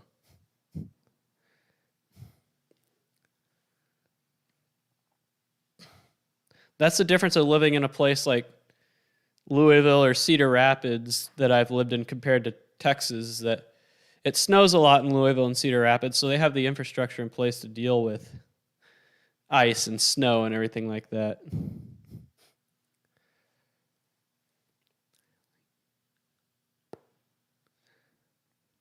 I remember when the Super Bowl came here to Arlington, and an ice storm came through that week, so all the Super Bowl festivities that week were canceled.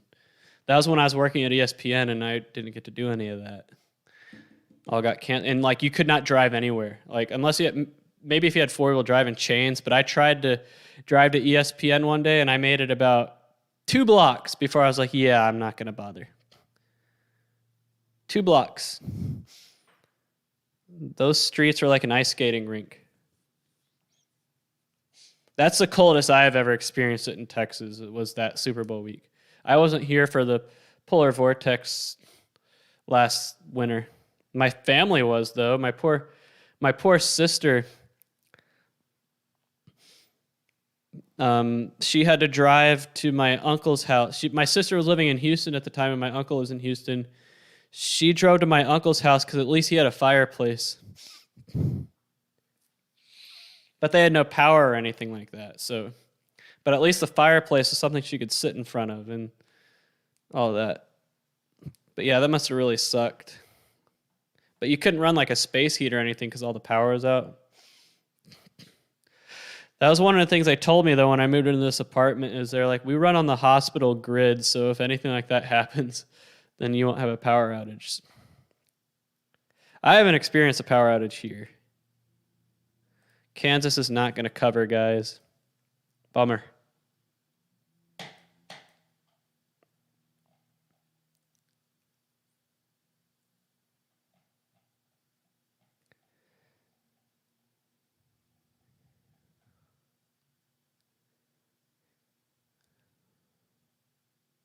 Buffalo. I told you guys. I said Buffalo being a 13.5-point favorite was disrespectful on the live stream the other day.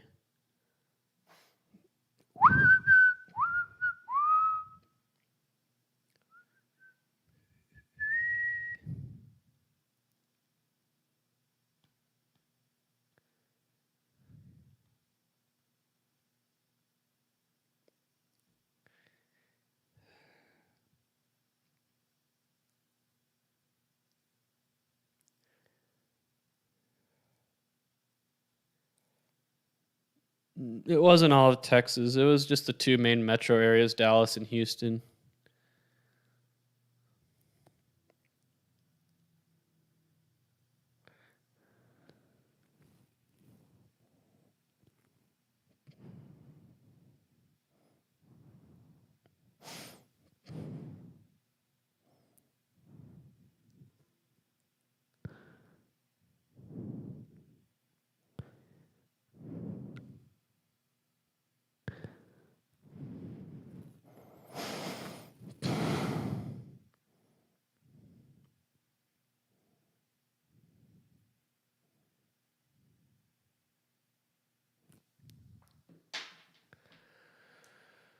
I don't know how long I'm going to go tonight. That loss this morning was demoralizing. Like I said, it's not the fact that we lost. I've handled plenty of TCU losses over the years and been completely fine. It was the way we lost.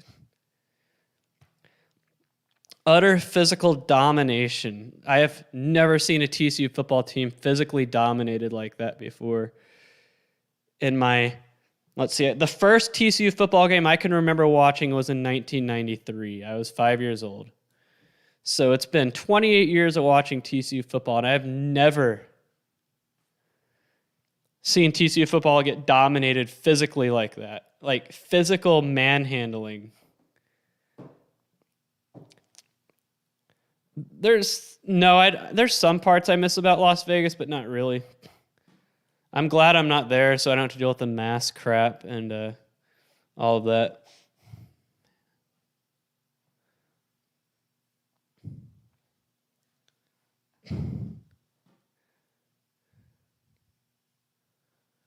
But yeah, and not only did we get physically dominated, we got physically dominated by a rival that talked crap for the past 2 years. So they were able to cash the checks their mouths wrote. Meanwhile, our players aren't really allowed to talk to the media. I mean, they are, but they're not going to say things like SMU players are saying.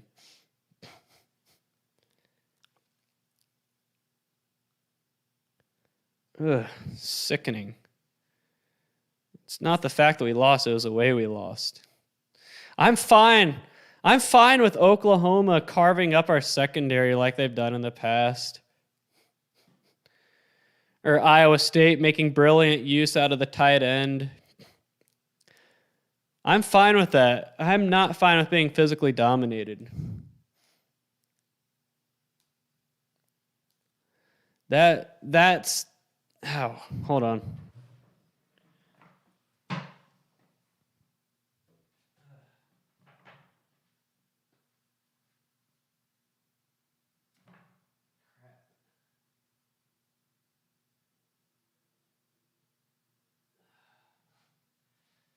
I strained something in my knee. Hold on, guys. Oh. I bent my knee the wrong way.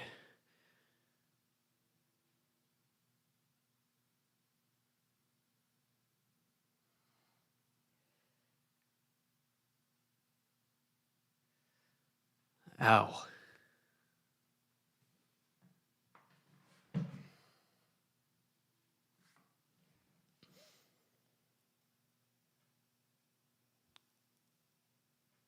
The NC State Clemson total ended right at online.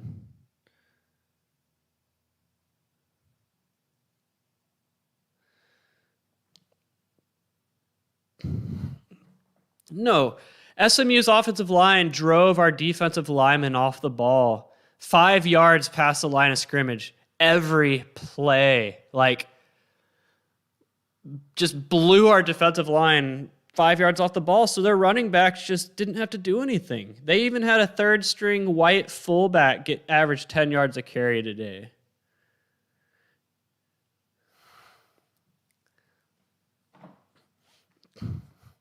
It was sickening to watch. I've never, I don't know what the issue is, if it's a strength and conditioning issue or a schematic issue or just an ability issue or a mental toughness, physical toughness issue, but jeez.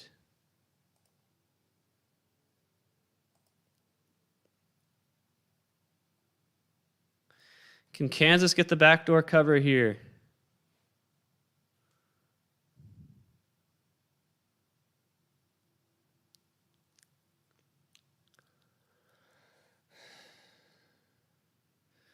Man, what is with my knee?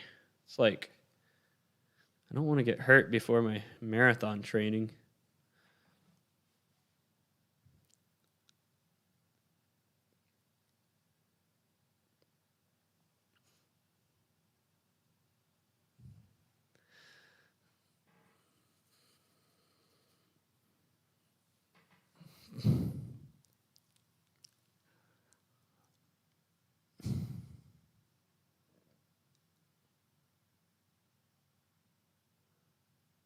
I was feeling best about the support vector machine coming into today, and it's really done a good job.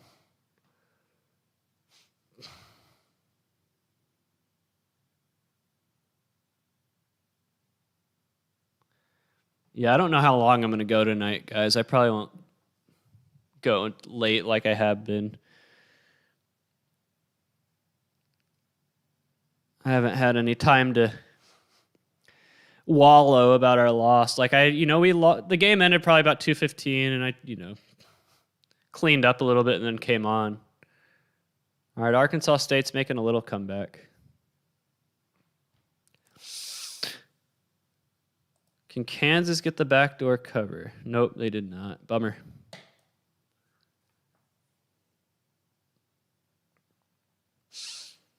No mud run for me. I'm going to do just a regular old marathon.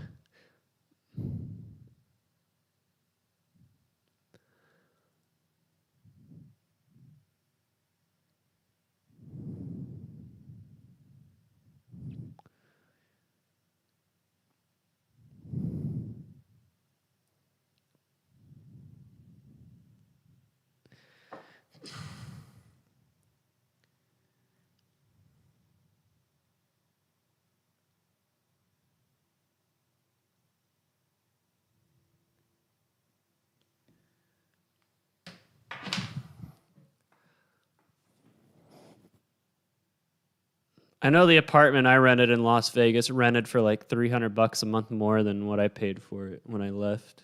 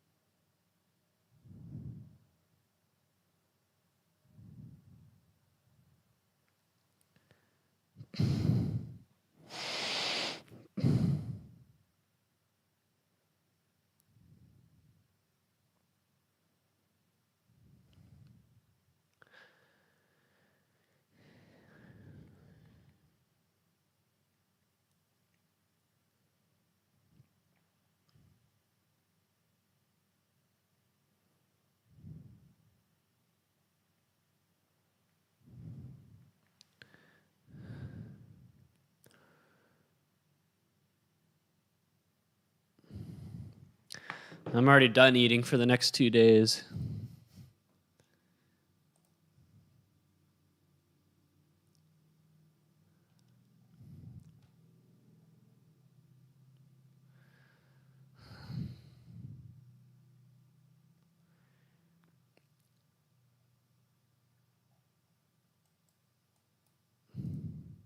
Didn't take Alabama long to score. What was it, a kickoff return?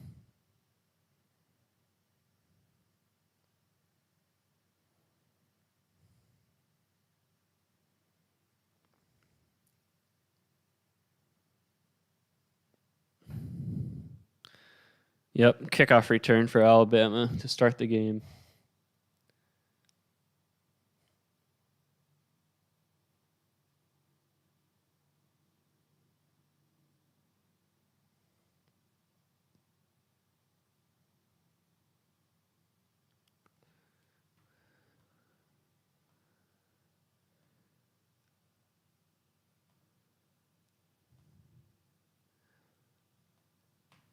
I'm going to be taking a quick bathroom break real quick.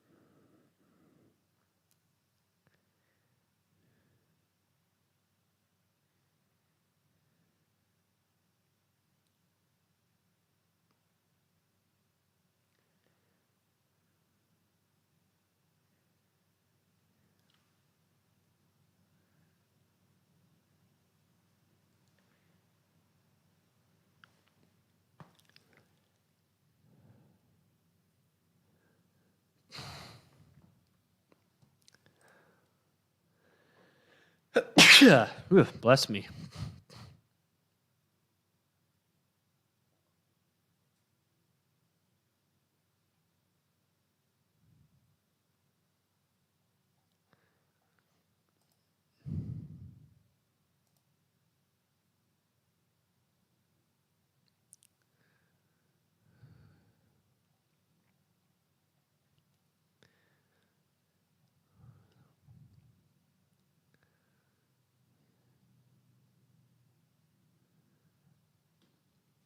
Is CJ Stroud not playing for Ohio State tonight? Not that it matters, but guess not.